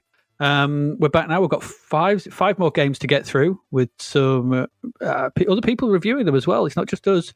But before we get into that, Graham, do you know how many games got a 64% for hookability? I do not know that, and I want to know right now. 6. Do Okay. you want to know what games they were? I think I need to know. Almaz, which is something we looked at. The next one's going to amaze you. Hookability, Jack Charlton's Match Fishing. Whatever. Okay. Silu. Oh, my God. Empire. Oh, Jesus. And then this one, Miami Dice. What the hell? No. No, I know. They And then drugs. Thunderbolt, if we looked at last week, whatever. Stupid, crazy nonsense. Yeah, indeed. It's kind of odd, isn't it? Very odd. It's not kind of odd. It's crazy odd. What are they doing? I honestly do not know. But yeah, there you go. That's the ones that got 64% for hookability. There was also another 6 that got 64% for lastability. Might as well do that while we're here as well. Okay. Those games. So 64% for Ghetto Blaster. No. This next one's going to blow your brain. Kayak. No. Lastability. No one's going to last on that. Stupid. Especially when you put it next to the Castles of Dr. Creep. It's kind of crazy. And what else we got? Castles of Dr. Creep, Goonies. Actually, there's only 5 of these. I don't know why I put 6. And Army Moves. Okay, of course it did. So that got, well, that should got more, really, because it takes you forever if you're ever going to try and get through that game. But there you go. There's a couple of stats regarding some Zap figures, some Zap 64s. Should we call them, I guess. Let's move into our first game. And Graham, this is not, this should be the game of the album, shouldn't it? But it's not. It should. But it's not. This is Hysteria. Tell us all about Hysteria, and tell us in particular about the title screen. Yeah, so unfortunately, this is not linked to Def Leppard's album, although maybe the title screen is a little bit. But the developer of this is Special Effects. Sure, that's comprised of, but the coder here is Tony Pomfret. Tony Pomfret's the guy that did Hunchback 2 and Mikey, so he knows his way around code. Graphics here are by Karen Davies. Karen Davies is the person that was partially, maybe fully responsible for Dante's Inferno, Short Circuit, Shadowfire. Good pedigree there, and the title screen's also by her as well, which we'll come to. So Hysteria is based around sometime, somewhere, someone is changing the future by altering our past. The basic tenet. A previously extinct primeval entity is being summoned forward through the barriers of time by a fanatical sect whose aim is to disrupt the future balance of power. As sole survivor of the once elite Time Core, Time Cops or Time Core, they're very similar. Uh-huh. I've tasted your wife's Time Core 100 times. It's too much salt. As sole survivor of the once elite, because for some reason the Time Core have been killed. It never really says why. You've been chosen by the Federation of Law and Order to thwart the evil conspiracy. You are to be transported by molecular disruption. Sounds very painful, and also like an album by some rock band. To combat the entity as it leaps closer to our destiny. Unfortunately, the locals are not keen on Time Warriors. I love this. The locals are not keen. They don't like Time Warriors. Other warriors we could take. Aztec, Amazonian warriors, we're all good with. These Time Warriors come in and out of nowhere, just causing stupid crap. So the locals aren't keen on Time Warriors and evil monsters. Well, no one likes them. Popping out of nowhere. And they tend to get quite upset by that. Well, that does happen. It's true. It is the case. That did come up at the last residents meeting I went to around here. It did, as a point of order. We had a local meeting of the same kind, where it was the mainstay of the village was that we do not like the popping up of time warriors generally, but monsters equally getting a bit of a rough ride, and it's just not good. Anyway, So luckily you are carrying an energy conversion kit, which, if used correctly, changes ordinary objects into a powerful array of stunningly useful mega utilities. But be careful, some of these will only last you a short while. That's a very complex way of describing a crappy upgrade. Which is exactly what that is. Destroying certain hostile characters and objects may leave behind a clue.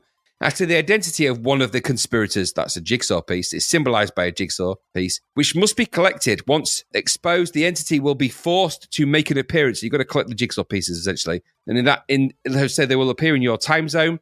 In order to destroy this, you must have the evidence and you must weaken the monstrosity by shooting at it repeatedly, and then it will retreat whence it came and continue your task in another era. So the game itself, you've only got a limited energy supply in this, which is depleted each time you are hit, but it's restored on each level, so you've got to use your shield that you get with care. You can collect lemons or worms by walking or flying over them, and that will enable you to select a different weapon if you so desire. To activate the current weapon type indicated by an arrow above the icons, so it's got a kind of an upgrade tree, and I'll describe where that is in the terms of the screen real estate in a minute. You pull down and press fire. The icon will then flash. You then have a certain combination of different weapons, so you can combine these things. But some of these weapons cancel each other out. Stupid logic. Stupid That's logic. what you get when you get an energy converter. It says it. It's the small print. You've always got to read the small print. It's always in the small print, yeah. Just in the small print. No, this will affect other energy converted weaponry and may adversely affect your ability to complete the mission you're on, whatever that might be. So you can select fly as well, and you can take off because you get like a jetpack, so you can sort of leap up and join in the shooty stuff other than run across the bottom of the screen. When you collect all the pieces of the jigsaw and the face has been completed, you'll get a primeval entity that will appear, and you got to shoot that, and then obviously if you shoot that and it disappears and gets blown up, it's on to the next space of time, the next level, as it were. The display area is split into a central area of gameplay, and then from your UI across the top, left to right, you've got your score, your life force, your shield, your conspirator, and your weapon energy. And then across the bottom, you've got your laser eyes, laser arrows, guardian force, jetpack, and electric ballers. Electric balls. Your electric balls. Call them balls. That's what they are. They're electric balls. They're balls of electricity. Balls. Your e-balls. Okay, so that's the game. So this is quite a nice-looking game, actually, and it plays quite well. The graphics are quite nice. Quite nicely drawn, nicely realised. Good job done all around here. They're a little bit bitty, but we'll come to that. All the sprites in the backgrounds have got a lot of thought put into them, and they feel a little bit like extras that weren't used from Dante's Inferno, but it does have a nice look and feel, and it's one of the better UIs I've seen. The UI is actually quite pretty on this. It's quite nice looking. It is. Detail. The game itself is quite difficult. And when I say quite difficult, I mean next to impossible. It's a kind of left and right scrolling run and gun-ish. So it's almost like a side-scrolling shooter with a guide instead of a spaceship. Because at certain points you can fly, obviously. You can run or you can throw your balls at people if you want, if you get that far. And it does play quite well. The response to your joystick control is quite nice. It is responsive, and of course it's tactically very difficult. It's going to be, and I'll come to exactly why that is in a minute. The tragedy here is that the game is that given a little more leeway, this would have been a really good game, but it possibly needed a bit more variety, but it's okay. The music is really quite good. It's a tad on the shrill side, but it's different, and it goes with the game. All in all, it's well produced and it looks the part, but will you last very long? I don't think you will. And the limited levels, of which there are only 3, are going to actually do your head in. So the 3 levels isn't a lot in a game like this. No. So even with the extra weapons and the jetpacks, I'm not sure there's enough game for your money. You're paying 10 quid for this. So I don't think it's enough game. What there is nice. It just feels like there could have been about another 5 levels for me to make it more coherent. It felt a little bit like a few games we've played before, where you're running across the bottom of the screen, shooting at things. It's like the game you mentioned earlier. I forget the name of it now, but there's a similar game like it. So it looks nice. It plays okay. It sounds okay. It's just a bit short and it's a bit difficult. And that's how they've responded to the lack of levels, by adding lots of difficulty into something that didn't really need it at the end of the day. So I think if they'd have made this a little bit more player affordance, there'd have been a bit more to go at. So it needed more variety. And like I say, the music's good. Everything else is good. 3 levels, is that enough? Even with the extra weapons and jetpacks? I'm not sure if that's enough game for your money. But what did you think? Yeah, I'm the same. It reminded me in that respect of that other one we looked at, which was pretty, but only 3 levels, and that was that Leviathan, which was the crappy Zaxxon sort of thing, which was hard to control, but looked nice, but what it is. This is another trip through time to destroy an evil scourge from the past. It uses running around 3 bi-directional scrolling locations, shooting stuff and getting turned into bubbles, because that's what happens when you get killed. you get turned into bubbles, and that will happen a lot. So you're going to see those bubbles quite a lot. It owes a fair bit to games like Ghosts and Goblins and probably that Chameleon game as well, as you're constantly beset by skeletons from the ground, centaurs and horses and gargoyles from the sky, and even statues shoot at you. They've also taken on board weapon choice from shooters, which does add a nice layer of complexity. But with all this going on, there's no time for pausing and breathing. It's a constant battle against a never-ending supply of adversaries. And if by some chance you do manage to collect all the puzzle pieces and get to the end-level boss, I found the controls they're not there to deal with the bombardment you get, and with only one life to fall back on, your game will end quite quickly, which is generally what happened. I get that with only 3 levels, that's why they've given you 1 life, but your health depletes fast, and it seems arbitrary as to whether you will make it to the end or not, despite doing the same thing each time. The puzzle pieces sometimes turn up, sometimes they don't. You kind of get frozen in place as well when those gargoyle things fly and drop bombs on you, which is annoying if you've run past them, but it just forces you to get hit, which is annoying. Yeah, it looks good. The graphics are very nice. There's nice animation. The backgrounds are nice. Everything, like you said, is a bit bitty, but I think it's well animated and it looks cool. Sound effects and music I quite liked as well. But it's just too full on all the time. And it wears you down in very little time. That's all well and good, Adrian, and I completely agree with everything you've said, or do I? I don't know. However, what is important is that we have some more information. Some information has come up. We've got some review from David Hearn. David Hearn, the Deputy Mayor of Targ. Doesn't know he's been appointed that, but he just has. Anyway, congratulations, David. Hey, golf clap.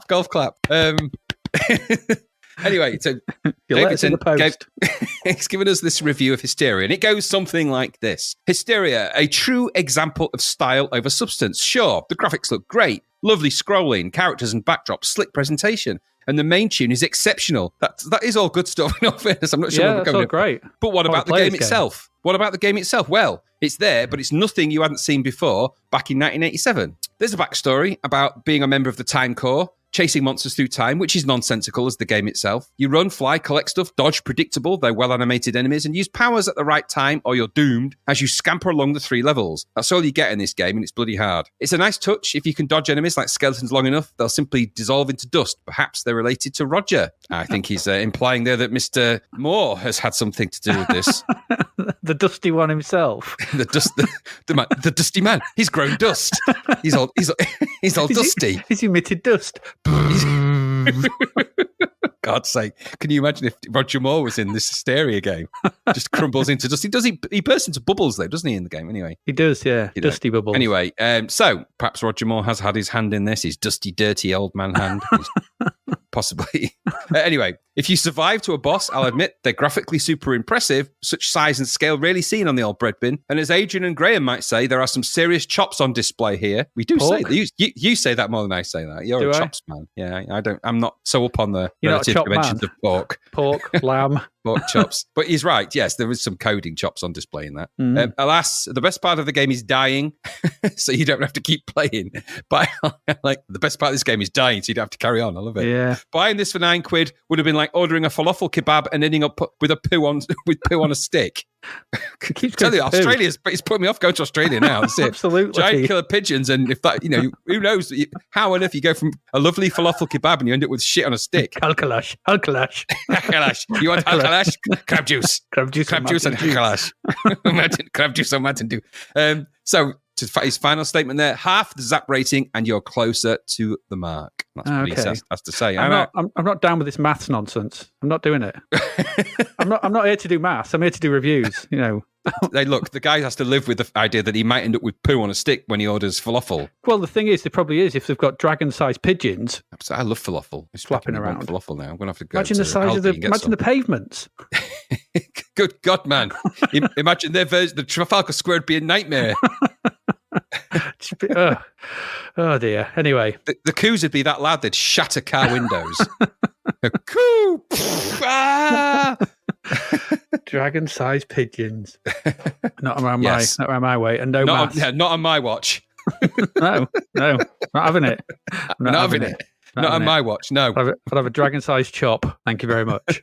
I think that'll work better. It would be. Let's go along. Let's along. Let's carry on. Yeah, let's move along. Let's get back to it. I kind of wanted to like this more than I did because the visuals and sound, it was drawing me in, and the concept is quite good. But it's repetitive, and I think that's what pushed me away from it. And it also looks like on the title screen, our hero, who is sort of half semi-naked. You just see him. He's taking a really massive fart. Yes, it does look like that. So obviously I will put that when I mention this on Twitter, but have a look for that because I'm going to put that picture out there. He's taking a huge, because there's clouds of gas coming from behind him. It is quite the something. I'm not quite sure what to make of it, but it's well drawn, but it's either having something doing it. I think as you right, he might have followed through. I'm not sure if he's followed through or if someone's given him a handy surprise. Yeah, absolutely. There might be someone on their knees down there, but I don't want to go down that route. But something's happening. Something's happening beneath the bottom of the screen, front or back. But it's worth, because I don't know, and it looks strangely like a pleasured Michael Bean. Yes, he does have that look about him. I'll give him that.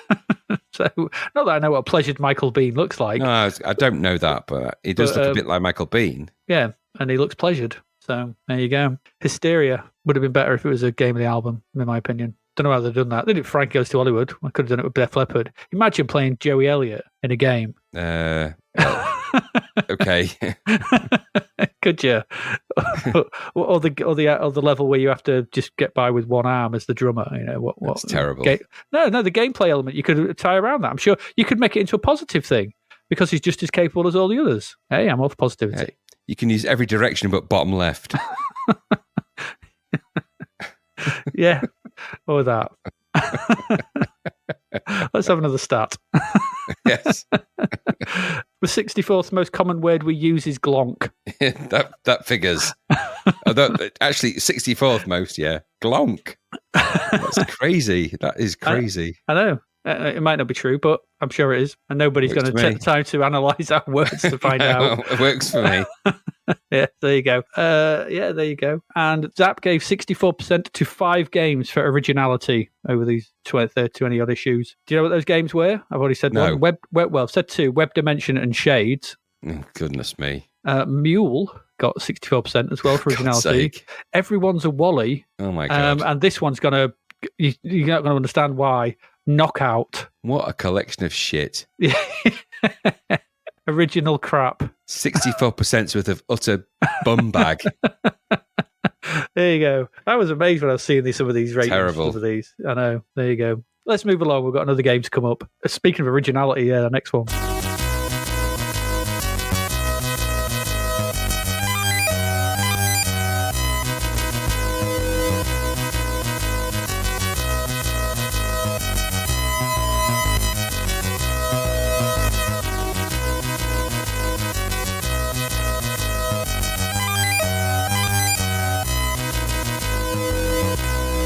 Because the next one is another budget game. It's called Frenesis. I'm not quite sure what that means. Frenesis, but that's what this game is called. I think this is Firebird, isn't it? Yeah, I think it is. This game has the most unconnected cover of a game. I mean, you often see unconnected covers to the actual gameplay, but this is on another level. Again, I will post this somewhere, but you need to see the cover of this game because the cover's pretty cool. It's really well drawn. It's a guy in some kind of enslavement or something trying to escape while fireballs rain down around him in the bottom right, and it's something it is a good cover. I'll give it that. But it is nothing to do with this game. No, it is not. So I think this was a conversion from the C16 original because it's released for the C16 and the Atari 8-bit. Yes, because this has got all the hallmarks of a C16 game ported over. And as we've recently looked at a load of C16 games, I can start to see the telltale signs of them. So this has been made by Tony Takushi, and the plot, such as it is guaranteed to, this is from the box, is guaranteed to bring you near to total nervous collapse. Armed with your lethal Statron, blast your way through the invading hordes of aliens in this fast and frenetic game comprising 40 unrelenting levels. Okay. Is that what you played? No, it's not. No, it's not what I played either. It's not according to the back of the box. And the game is kind of missing a crucial element from that description, the blasting. Where's the blasting? No. Yeah, there really isn't any. So what do? This game consists of 2 lines of characters, one going up the middle of the screen and the other going across the center of the screen. And it splits the screen essentially to 4 sectors, top left, bottom left. Within these sectors, shapes appear and head towards the lines. They'll start moving down or they'll start moving to the left. If you move the joystick to the left, right, up or down, it creates another line that you can control across the screen. That if you press right or left, then you get a sort of vertical line that you can move left and right. And you do that, if you move it to the right, then it destroys enemies that it hits, and you as you move it across them. I think it destroys enemies that are heading to the left or right. if you then press up or down, a new line will appear and it destroys the old one. You have to destroy them before they reach the line. So these shapes are moving towards your lines. You have to destroy them before they reach your lines. Because in the top of the screen, this is very hard to describe this game. It's really one of those that you need to actually look at. At the top of the screen, there is a total number of shapes that you have to destroy. You destroy them by moving your controlled lines over them. But every time that the shapes reach your lines, the total number goes up. So it's essentially you want to kill them quickly because the total's constantly increasing. So it takes longer, and there's a timer running down. And if the timer runs down to 0, then you lose a life and you game over and that sort of thing. That's it, really. It's hard to describe this game because it's so visually bereft. It's just character graphics, and that's what I mean when you can see how this is a C16 game. On the C16, I imagine this probably runs quicker because of the faster processor. It probably looks better because of the more colours, because it's not using sprites, it's all characters. And that's it, really. There's levels go on. The shapes get faster, the target you've got to get gets higher, and the number of shapes spawning in gets greater. It's really abstract, and it, like I said, it just probably worked better on the C16. The problem is with this is just it gets, even on the C16, where you might give it a bit more leeway, it's just the repetitive nature of this, the dull visuals and the monotonous drone of the sound, which will just drive into your head after a while. It's soon turning for the off switch. It's a budget game. It's £2, but you've got games like Kickstart 2, Warhawk, Thrust, Park Patrol, Hero. They're all out there now for the same price. Master of Magic. Why would you spend £2 and your time on this beyond any kind of initial curiosity going, what the hell is that? Because you're going to, after about 5 minutes, you're like, done, I'm done. I don't want no more of that. I'm done. Interesting name, interesting cover, strange concept. It is original. It got 43%, probably because they was like, what? Which is kind of where I'm landing, because there's a game, but it's not particularly, it's just the same thing repeated over and over. You just move these lines across and that's it, and shapes. Did you get anything from Frenesis? No, not really. An odd C16 title turns C64, not my cup of tea at all, with these kind of geometric patterned line squeezers. So move the lines to kill the shapes and tick over whatever. It had a nice, simple look and feel. Clearly this was actually playing to the strengths of the C16 with its higher colour palette and things like that. So I think some of that is lost in the C64 version. I think this game played to me like the creator of the game really knew how to play it. And it played that card so much that when it came to actually, average Joe person playing the game, it was too obtuse to enjoy, because it was a little bit like, what the hell is all this? So it's not for me in that respect, because I don't like games that are really obtuse anyway. But it might be cheap enough at £2 for somebody. So a budget puzzler at £2. We don't get many of those, really, do we, that are decent? This isn't terrible by any stretch of the imagination. It's just, I think it loses its necessary vibrance because it doesn't have the colours and the wherewithal on the C64 to really carry it through. So I think this is not a great port from what should be an easy thing to do, but it's not, and I think it suffers for that. And the ultimate payoff is that the game is actually pretty incomprehensible, really, and that's quite the problem. Dull. So no, not for me, and probably not for some other people either. So Frenesis, as much as you sound like a crap Genesis cover band, you can bugger off and leave me well alone. They're giving it all away. I think it's just a Genesis cover band only run by people called Fred. I hope so, because then he one of them split off and formed Fred and the Mechanics. It's just a Freds, the Genesis of Freds, the Frenesis. I'm trying to think of Genesis songs that can get Fred in now, but I can't. Oh, my brain is just not working. There we go. That's Frenesis. Yeah. Graham, how many games do you think have got 64% overall in Zap? I don't know. I'd like to say 72. 5. Okay, I was well wrong. You were well wrong. Those games are, as I said, Operation Whirlwind and Gates of Dawn. After that, we had Way of the Tiger. Oh, God, no. Why? No. Yeah, I don't know. Ask Zap. Exelon, that got 64%. Okay. And Death Wish 3. Oh, my goodness. There we go. What's amazing is that the stat of 64 is it seems to be leaping out as the stat of shite. If you want to pick out the really shit games, avoid the 64%, because most of them are shit. The shite stat. Yeah. Yeah, there you go. The Scheiten starter. There's more to come, trust me. There's more to come. Okay. Yeah, there you go. Also, as well, let's have a look as well. 64 is the atomic number of gadolinium, which is a lanternide. Okay. That makes sense because I've got so much of that in my drive right now. I've got gadolinium. I don't know what to do with it all. Honestly, it's ridiculous. I know. It's the secret ingredient what they put in the Commodore 64. Or is it the album from Def Leppard they never released? Let's get gadolinium. That don't roll off the tongue. Is it Hysteria? Oh, it was released on the Pandemonium. Is it Pandemonium by them? Def Leppard, or is it Pyromania? So who was it released the Ammonium albums? It was it's Killing Joke, I think. Is it? Killing Joke got an album called Pandemonium and Delirium and God knows what. No, I'll take your word for it. Because we used to joke about saying that they released an album called what's that diarrhea pill? Imodium.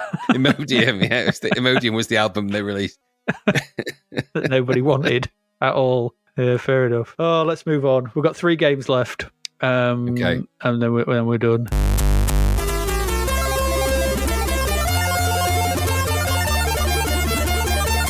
But for this one, we're going to take a bit of a change of pace because one of sidestep.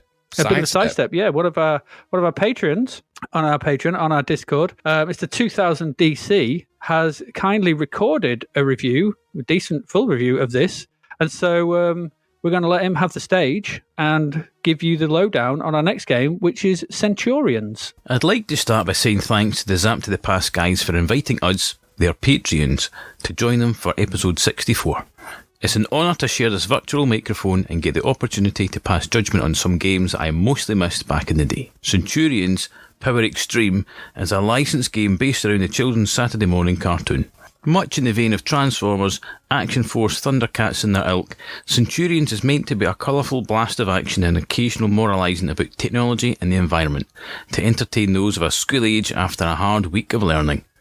However, in keeping with its brethren, Centurions is, in reality, a marketing gimmick, engineered to shift plastic toys for Kenner. It never reached the same heights as many of the big-name toy lines of the 80s, and while it managed 2 series of the cartoon, didn't seem to hang around all that long. All this considered, you'd expect the game on the C64 to match the lofty premise of the cartoon, with customisable suits, teleporting around and masses of big explosions.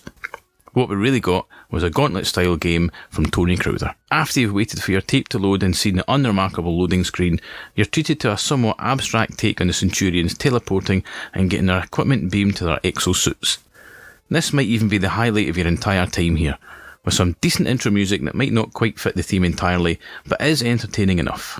Your hopes of getting an entertaining package are raised now, but after selecting your opening level, you are left wondering what is going to differentiate this from any other Gauntlet clone. You start off with not one of the Centurions, but with a droid, and you have to find a coloured pad to gain access to one of the heroes. Each character allows you to traverse over different types of terrain according to their speciality, sea, land and air. You'll need these abilities to get past tricky areas to pick up keys to open doors.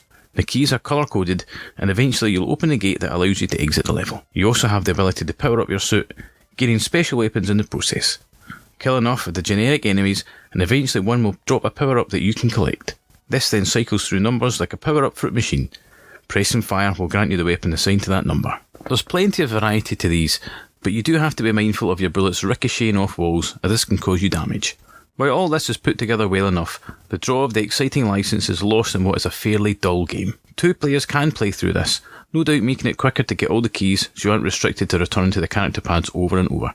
However, the enemies are utterly generic, repeatedly blasting the nondescript robots and the disembodied heads of the main enemies from the cartoon leave little appetite to progress and see more of the game. The graphics can be described as functional, certainly nothing to write home about, and there's no in-game music, just unimpressive sound effects.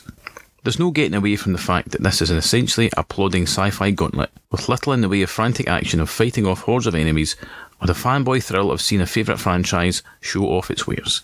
Ultimately, what we have here is another licence that has been shoehorned into a game, perhaps even one that is pre-existing. It's competently done, but in the end, it's pretty mediocre. Century off. Excellent. And I like the fact that he said Century off at the end of that, because that does make good sense. Yes, it probably does, yes. So what did you think of Centurions, Graham? Well, I'm not going to go too much further into what they are because 2000 DC adequately describes them really well there. Obviously, the main thing I remember about the Centurions was the way they went power, extreme, dream. Oh, is that And then, these guys? I that's remember these that. guys, yeah, you know, and their exosuits got all the crazy shit bolts onto the exosuits. That's these guys. After the extensive demo-like intro sequence of this game, which was just a guy spread-eagled in a yellow suit, looking uncomfortable from what I could gather, with stuff happening around him. So the game itself, as the 2000 DC has alluded to, Doc Terror is planning to steal the world's supply of Tyrone dichromate. Is that a lanthanide? Yeah, it probably is. He's stealing that from the Weapons Development Center. So this Tyrone dichromate is the key component when creating nuclear fusion. So is this indicating an energy crisis? It sounds to me like where they're keeping it in the Weapons Development Center, that they might not be making power stations with that. Anyway, enter our 3 trusted Centurions, Ace McLeod, Jake Rockwell, and Max Ray. To me, they sound like the members of a hair metal band that has yet to be discovered. So I'm pretty sure they are, in fact. I'm not sure. Maybe they are the Centurion. And their album, the first album will be Imodium, with the lead singer Ace McLeod, Jake Rockwell on drums, and Max Ray on bass. I don't know. Maybe they're a Rush cover band. I don't know. Anyway. Could do. So, Could be. as has been adequately described, you've got to choose your Centurion, which is land, sea, and air, and then explore the 3 levels of the development world, the Warcraft Weapons Development Center. And you've got to get the 6 key parts of the master key. I'm not going to go into all the diatribe. 2000 DC has adequately described the gameplay and what it's all about. So, there are some interesting little things about this game. So you've got to get the sort of 6 parts to the keys. There's also smaller keys in the game as well. You've got to get the keys. They unlock the coded plinths. The plinths have got square, triangle, or square, triangle, or circle on them, which reminded me of a PlayStation type thing, maybe later down the line. And the complex is festooned with Doc Terror's bad guys. So you've got to blast those, and that's how you actually get your glowing quants. We all need a collection of glowing quants in our lives, and this is how you achieve them, by shooting the enemies. So when you do that, you collect those, and that allows you to bolt on extra weapons in the power extreme kind of mentality. And it scrolls across the sort of, they've got an A to I letters across the bottom of the screen. They go, push your fire button on the letter that you want, and if you don't get A, if anything from B to I is a weapon. If you get A, you get a random weapon and a little bit of energy increase. So, who knows what you're going to get. Each one of the different weapons that you apply to your exosuit has different destructive abilities, and they all have a time limit, so they all run out eventually. So you got running around the sprawling gauntlet-style environment, shooting, collecting, power extreming. Power extreme!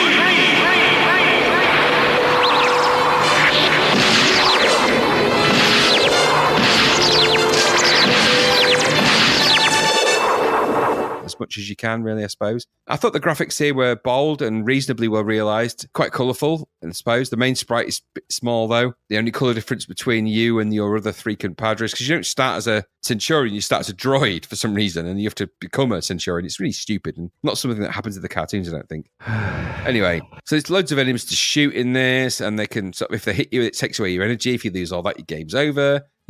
You do periodically encounter a Doc Terror in a face form, in a face sprite. And if he hits you, you're instantly booted back to the drone stage pre-selection of where you're at. So it's a pain in the arse. Music's passable, but the title music, there's no in-game music. It's pretty lame after that. And there's some avoidable issues in this game too. For me, the scrolling seems to start too close to the edges of the bloody screen. So when you're running towards the edge of the screen, camera doesn't follow you in the right way. You have to wait till you get to the edge before it starts to scroll. So it's normally about 4/5 of the way across the gameplay area before the screen starts to scroll, which is problematic because it limits your field of play and it restricts you on how you encounter things. Because of that and the way you kind of maneuver, so you've got a lot of central play area where it doesn't scroll and then it scrolls around the edges. The game remains a little bit obtuse. It's aloof. It's not massively clear what you've got to do from when you start the game and what's going to happen if you don't complete the goals. It never feels to me that there's an imminent danger or threat or what's going to happen. There's only 3 levels, remember. So the UI is cluttered and it's cramped at the bottom.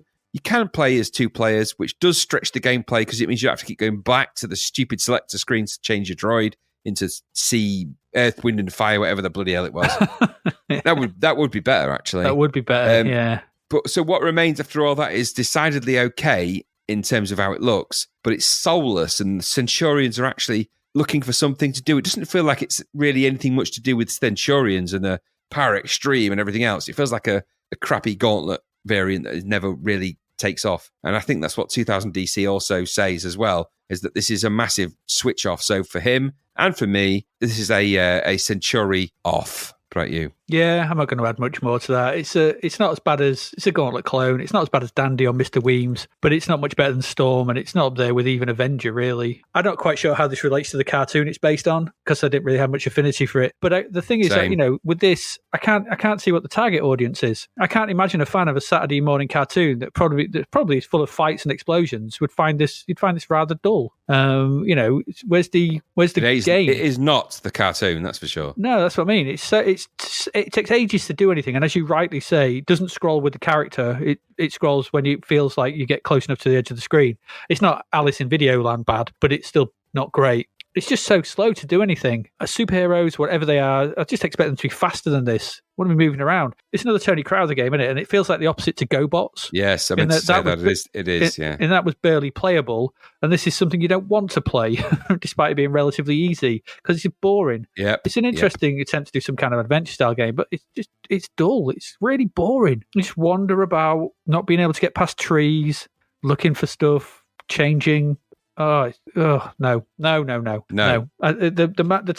completely misses the target market audience for what this game would be, which would have been me at the time, or maybe someone a little bit younger, but round about me, and I would have found this dull as hell. I want my sort of power extreme. There's nothing extreme about this game. No, there is not. As you two have rightly said, Century off. And I think that sums it up. So there you go. 53%. Nah, it's too high. It's too high. Too high. There you go. Let's have another start. High Bouncer. You ever heard of that game? No. I don't think we looked at that one either. But it was the 64th game reviewed in Zap. Okay. When I just counted through the episodes, What did it get? through the issues. I didn't know, actually. I didn't care. I didn't get 64% for anything, so it was off my radar at that point. Okay, fair enough. Unless it appears in my list, but I don't think it does. Yeah, so that's High Bouncer. There's only one game. See if you can guess. You will be amazed at this one. Only one game in the entirety of Zap got 64% for playability. I want to say Iridium. Nope. The Force. Oh, get lost, Zach, you stupid drunks. No. I knew that would be your reaction. No. I know. Dreadful, isn't it? No. Oh, dear. 14 games, though, did get 64% for presentation. And again, your equation of here, 64 equals shit, is holding up. Aqua Racer, which I don't think we looked at, or maybe we did. Frack, which we didn't look at. Poker. Ass. Herbert's Dummy Run. No. Stop the Express. Oh, my God. We've got two lots. That was our 64th game, wasn't it, that we looked at, and it also got 64% rated. Merlin. Remember Goodness Merlin? me. What? Yes. 64% for presentation. Crap. This next one, Vegan Attack. Do you remember Vegan Attack? Come on. No way. That old, Trek game. It was crap. Yeah. Kane. So you're saying Vegan Attack's got as much presentation as Kane. Madness. And Warhawk. Oh, come on. And then Hole in One. No. Miami Vice. No. What? I know, 64%. Street Machine. Which one was Street Machine? I don't want to know. I'm looking at their benchmarks. I'm not happy about it. Blood and Guts. Oh, my God. No. And Karate Champ. Utter egg of the dog. All Indeed. of them. There you go. Oh, there we go. Let's move along. We've got 2 games left. This is Chris Abbott from C64audio.com. I don't listen to many podcasts, but while I'm flying my private yacht I built out of Rob Hubbard's old score paper, I listen to Zapped to the Past, because old games don't die, they just get zapped. And our next one is another budget. It is Gunrunner. So this was made by another Gavin Rayburn game. And I knew I recognised this from the Powerhouse. I knew I'd recognise the name Gavin Rayburn, but it never twigged to me who exactly he was. Gavin Rayburn was the studio head until this year, of Playground Games, makers of the Forza Horizon games. Wow. Okay. So this is where he started, and he went on to make Dirt, Tokka, all those racing games. Obviously worked at Codemasters. Wow. But yeah, he was essentially responsible for Forza Horizon 1 to 4, and even 5 probably, I guess. Okay. Crazy, yeah? And he was making crazy these. how we start. And I give him 64 quatloos for for his efforts. So this is another Gavin Rayburn. We've seen loads of his recently. This one is it's a chop. I'm not going to say it. It's a Choplifter clone. So there's not much plot to this, but I did find an image of the case, and it said on the back. I love the back of these cases. They're better than the plots. Look at those graphics. These bits. If I shout it, it's in caps. Big shot. So look at those graphics. Big shot. So smooth. So 3D. So fast. Rescue, dodge, annihilate. Bring the arcade smack bang onto your 64. Another Rayburn classic. If you can beat this, you're a better mouse than me. Briltoid. Yowza. 5-star Super Ace A1 Fit. Briltoid? This sounds like a hemorrhoid cream. I don't know. It sounds like you need some Briltoid up your gun runner. Sounds alarmingly painful and yet soothing at the same time. It does. Comes with a glove with one finger. It does. An applicator. My next line says, "I hope that helps." I'm sure it does. Briltoid gun runner. So it's another clone of another game, which is what Mr. Rayburn's early career was based on, pretty much. It looks pretty nice, I guess. There's some nice parallax scrolling, but it's not responsive enough. It takes an age to turn. We said this about one of his other games as well, didn't we? That sort of Iridium one where it takes you, where we said about beep, beep, beep, he's reversing. Yeah. That one. It feels like that again. So you can't turn fast enough, especially that alien that homes in from behind you. Yeah, that's going to kill you, that thing. It's going to kill you. Unless you notice it, turn around immediately. You won't turn in time to shoot it. So it's Choplifter. The aliens themselves are sprites that I think I've seen in other games. Alarmingly similar to other game sprites. And they don't really fit the aesthetic of this because they're just random shapes and blobs and circles and crosses and the like. There's not much to say about this one. It's a competent, if rather slow, Choplifter clone. So Choplifter is the one where you fly a helicopter. It's kind of, and they're basically, you go down to the bottom. When you go down to the bottom, if you hold down the fire button, I think then a little sort of hammock or something comes out the bottom, and there's people running across the bottom, and they get into it, and you pull them up. It's not a hammock. What do they call it? I don't know what they call them. It is kind of a hammock, a rescue a rescue thing. Hammock. They're comfortably pulled up where they rest. Yes, Swinging back and forth, listening to Hawaiian music. So they get taken back up. There's 3 on the first level. You move on to the next level, and so on and so forth. It's Choplifter. It's a lot like Mr. Rayburn's other games at this point. It's clones of a clone. There's clones of stuff. It's competent. Don't get me wrong. It all looks nice. It plays okay, apart from being a bit too slow and sluggish. Like the last one, that Thunderbolt or whatever it was. But it lacks a bit of final polish to make it really enjoyable to play. It got 60%, which is about right for £2. But, it's what it is. Still can't believe it went on to manage Playground Games. That's mad. But here, he's made another so-so clone of another game for budget purposes. If you bought this, you'd probably all right with it for an afternoon, maybe. What about you? Do you like Gunrunner? Choplifter meets Defender kind of thing, isn't it? Nice graphics, though. I quite like the graphics. Yeah. Great scrolling, of course. The scrolling's the thing, isn't it, with this, with its massive multi-layered parallax scrollings to give it a nice depth. All a bit over the top, really. But it looked good, sounded nice. It just, things have moved on a bit in the old side-scrolling shooter world, haven't they? There's no upgrades in this. There's no stuff like that. But this is £2, and it's working, and it's decent looking, and it's a shooter, and it's £2. It's just generally a bit boring, isn't it? Competent, works nicely, has good overall presentation. Is it going to be my favourite side-scrolling shooter? No. Is it no more harmful than a £2 Warhawk? Well, it's a side-scrolling Warhawk for me then at £2. I think it deserved maybe a little bit better in the score because the graphics and the scrolling and the game is constructed nicely. Yes, it's repetitive. Yes, it's very similar to, but if just take this to a top-down game, and you've got kind of a Warhawk mentality. So I think it's just, I think at this point there's better side-scrolling shooters. Are they better at £2? I don't know, but there are better side-scrolling shooters. You're going to have more fun with. This is a £2 worth of side-scrolling shooter, so you get what you get. Yeah, you get what you get. Yeah, 60%'s about right. I didn't hate it. I thought it was all right for £2, so it would have passed this Sunday afternoon for me. It easy passes the test, so not too bad. Not too bad. Not great, but not too bad. And let's see, because we've got a third opinion on this. So we do. Once again, Mr. Daz from the Hands on Gaming podcast will offer his opinion on Gunrunner, and let's see what he thinks. Yes, let's hear him. Let's hear it. So I fired up the C64 to review Gunrunner this time. And this game I played as a kid. It's funny, when I loaded it up and I got all this nostalgia, it just came back to me. it wasn't something I played all the time, but it's I know I've played it before. So I thought, okay, this is cool. Let me see if it was any good because I couldn't remember. So anyway, so I loaded the game up and I realised, okay, you fly as a helicopter. The game did remind me of Defender and you could say Chopper Command on the Atari 2600 and a bit of Choplifter. I think it's like all three mixed into one. Great graphics. Graphics are so nice, very colourful. The parallax scrolling is amazing. There's so many layers of parallax scrolling. It's just like endless. But I found it difficult. It's very, very difficult. The first level, I like how it sucks you in thinking, okay, this is not too hard. But anyway, so what you do, you need to rescue civilians at the bottom of the screen. So you drop like a little, I don't know, like a net or something or anything. And I don't know what it is, but it picks them up and while dodging aliens, I could say. I don't know what they are, but there's like these random robot alien things that come for you. So, so first level was decent. As soon as the second level hits, it's like, oh my, this is what the hell's going on. It didn't even have a split second to even think. Something so many times, a missile just came from the left side of the screen and just killed me. So it's random, but I find it very cheap and unfair.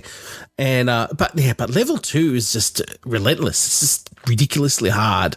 I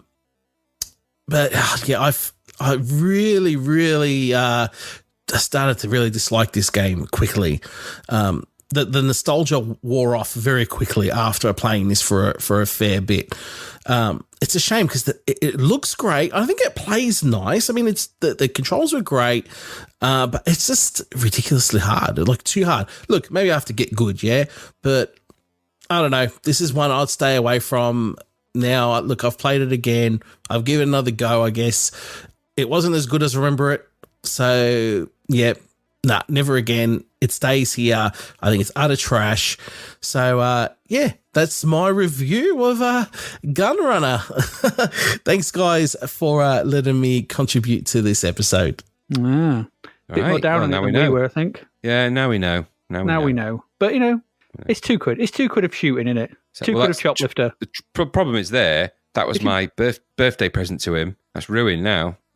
I realised I've just bought him a Sunday best. You have. I mean, £2 worth of helicopter's not going to get you much, is it? It's not. No, in the grand scheme of things. It's not even going to get you in the door. It's not. Especially after seeing the the manual for it might get you the egg for your eye. You want to go on a helicopter ride? You must wear egg in eye. How much money you have? £2.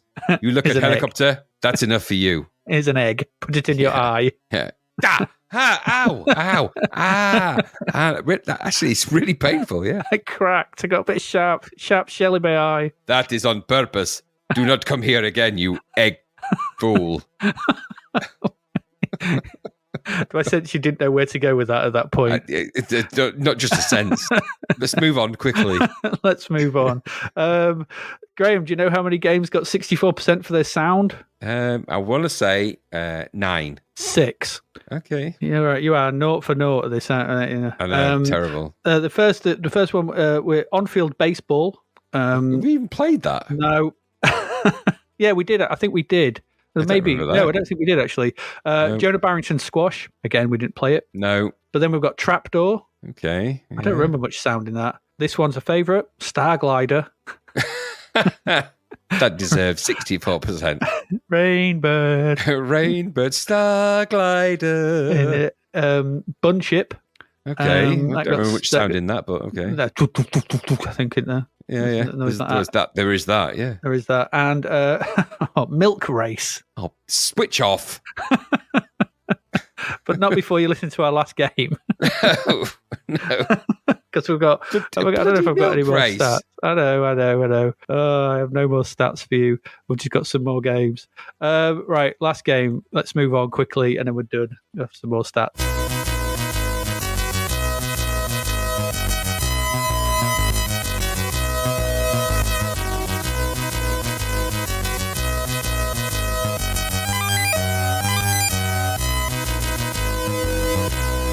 Graham, pile up. All the way from Nipplesoft. or as they're more affectionately known, Areola Soft. This is created by somebody called Christoph Schulute-Venuber. I think that's how you might say it. I don't know. It's Star Fox, apparently, or does Star Fox anyway. So the Earth is running out of energy. It's running out. And so we need new sources to keep the lights on. That's true. That is true, that is. It is. Coincidentally, in a remote part of the universe, and I'm just going to put a little pause in here. Let's be careful on what we mean when we say a remote part of the universe.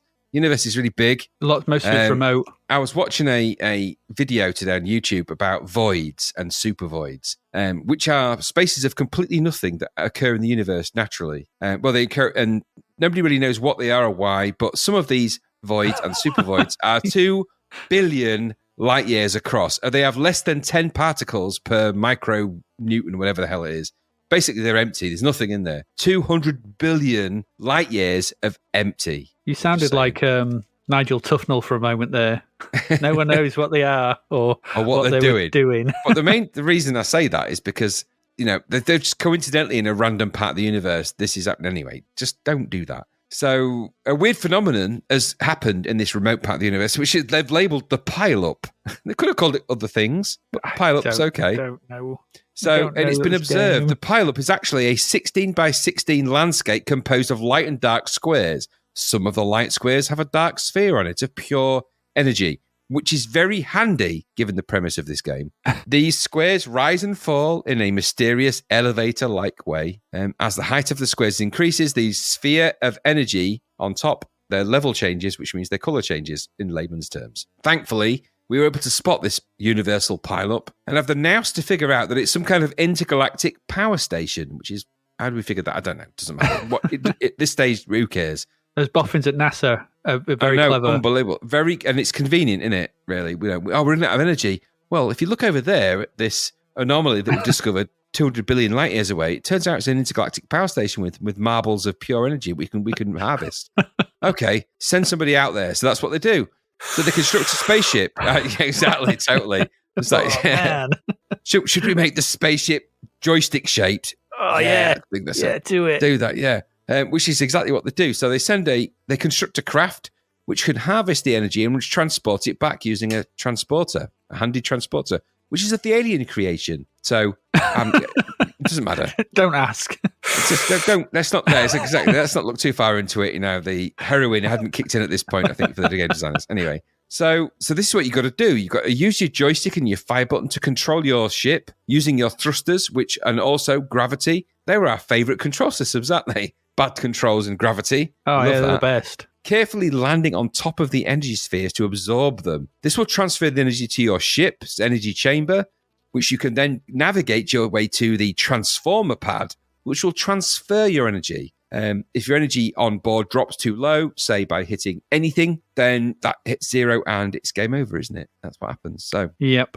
Okay, graphically, it's an isometric game. I think I'd call this the Marble Madness angle, really, because it's kind of got that kind of look. It features marbles, essentially, and they're on plinths going up and down and such. It doesn't look too bad, actually, in terms of the way it is. You control a weird joystick-looking spaceship. It looks like a joystick. And you're going to hover this around in isometric 3D, which is really, really insanely hard to do. That perspective of control is really hard to judge depth. And they've give you a little dot that appears on top of the little plinths. But it's actually quite hard to judge your depth and you to maneuver around because you've got inertia and gravity and all these horrible control things fighting you, really. So the controls and the way it plays are deeply, deeply, deeply bloody annoying. Like really annoying, like crazy annoying. And flying around in this environment, this 3D environment, it's a real chore because you've got to navigate you've got to hit these spheres really bang on, like perfectly on top. Boom. Slightly off to the left or to the right or not the right angle, it's not going to work. And you've got to sit on them until they absorb, which is really stupid. So you can't just collect them. You've got to wait and hover around. And then you've got to go to the transformer pad, which, by the way, is next to impossible to find. And even if you do find it, it's not going to work. You're never going to transfer the energy.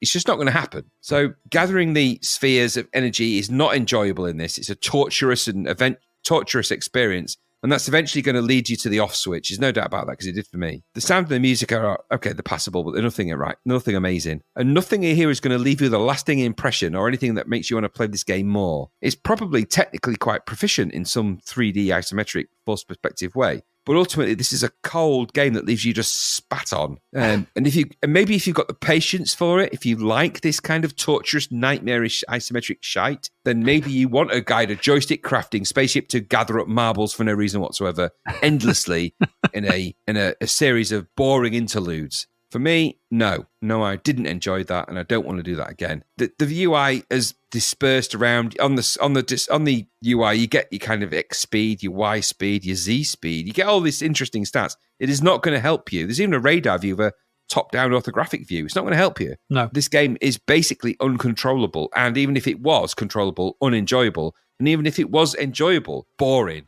So cycle out those factors, and what you've got here is. No, a boring, marbly shite. I didn't enjoy it. I didn't like it. Did you like it? I didn't like it. No. God, no. What the actual hell is this? An isometric marble collector. You must land precisely, then transport the marble you're picked up to the receptacle, which looks like a chalkboard at the top of the area. Yeah. As you've noted, it's supposed to be happening in some far-off flung part of the galaxy. So why is there a cafe and a service area at the bottom left of the play area? Handy, really. Who's... Set up a cafe. Why? Why have we set up a cafe here? I'm guessing they don't get a lot of custom. Those energy, they need feeding. All right, okay. Are these Mars bars out of date? Well, it did take 28,000 light years to get them here. Yeah. To be fair, so. Yeah, they might have been. Yeah, there might be a little bit. Yeah, they've actually turned sentient. They've gone full Vija. Ms. Mrs. There's just a load of misses going back to Earth.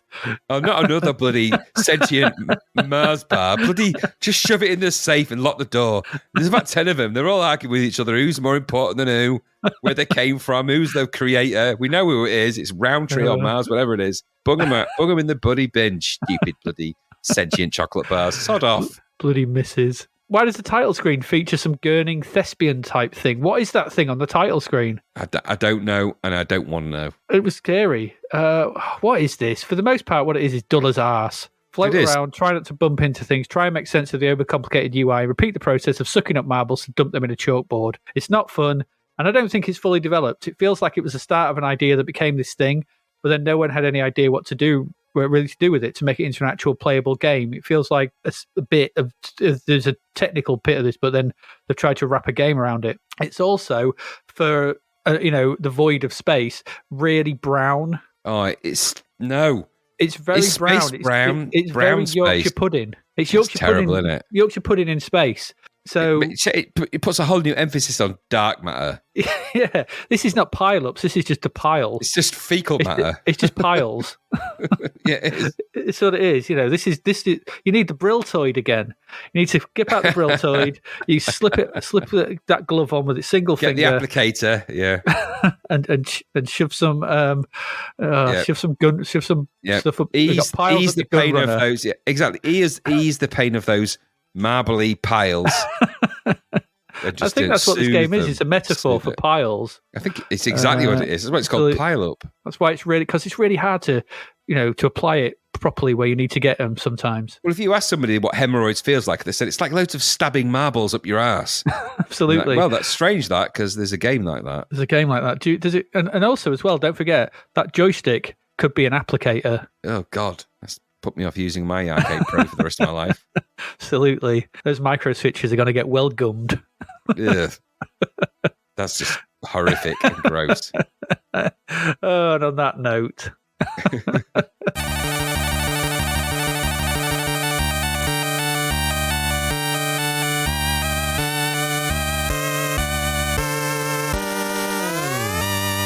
Oh, Graham, how many games in Zapped? It's got 6. Sorry, I've just told you. I'm losing the plot. 6 for value for money. 64% for value for money. It was indeed 6. They were Max Headroom, Strike Force Harrier, Sigma 7, Future Night, Ollie and Lissa, and Skate Rock. No, such a great collection of games. It is. I was really happy to pounds out of those. Yeah, in total, 55 games have been given a rating in something or other for 64%. I was hoping it was going to be 64, but didn't quite get there. And as a scrupulous journalist, I was not going to fudge the figures like Pile Up did. No. All right, there we go.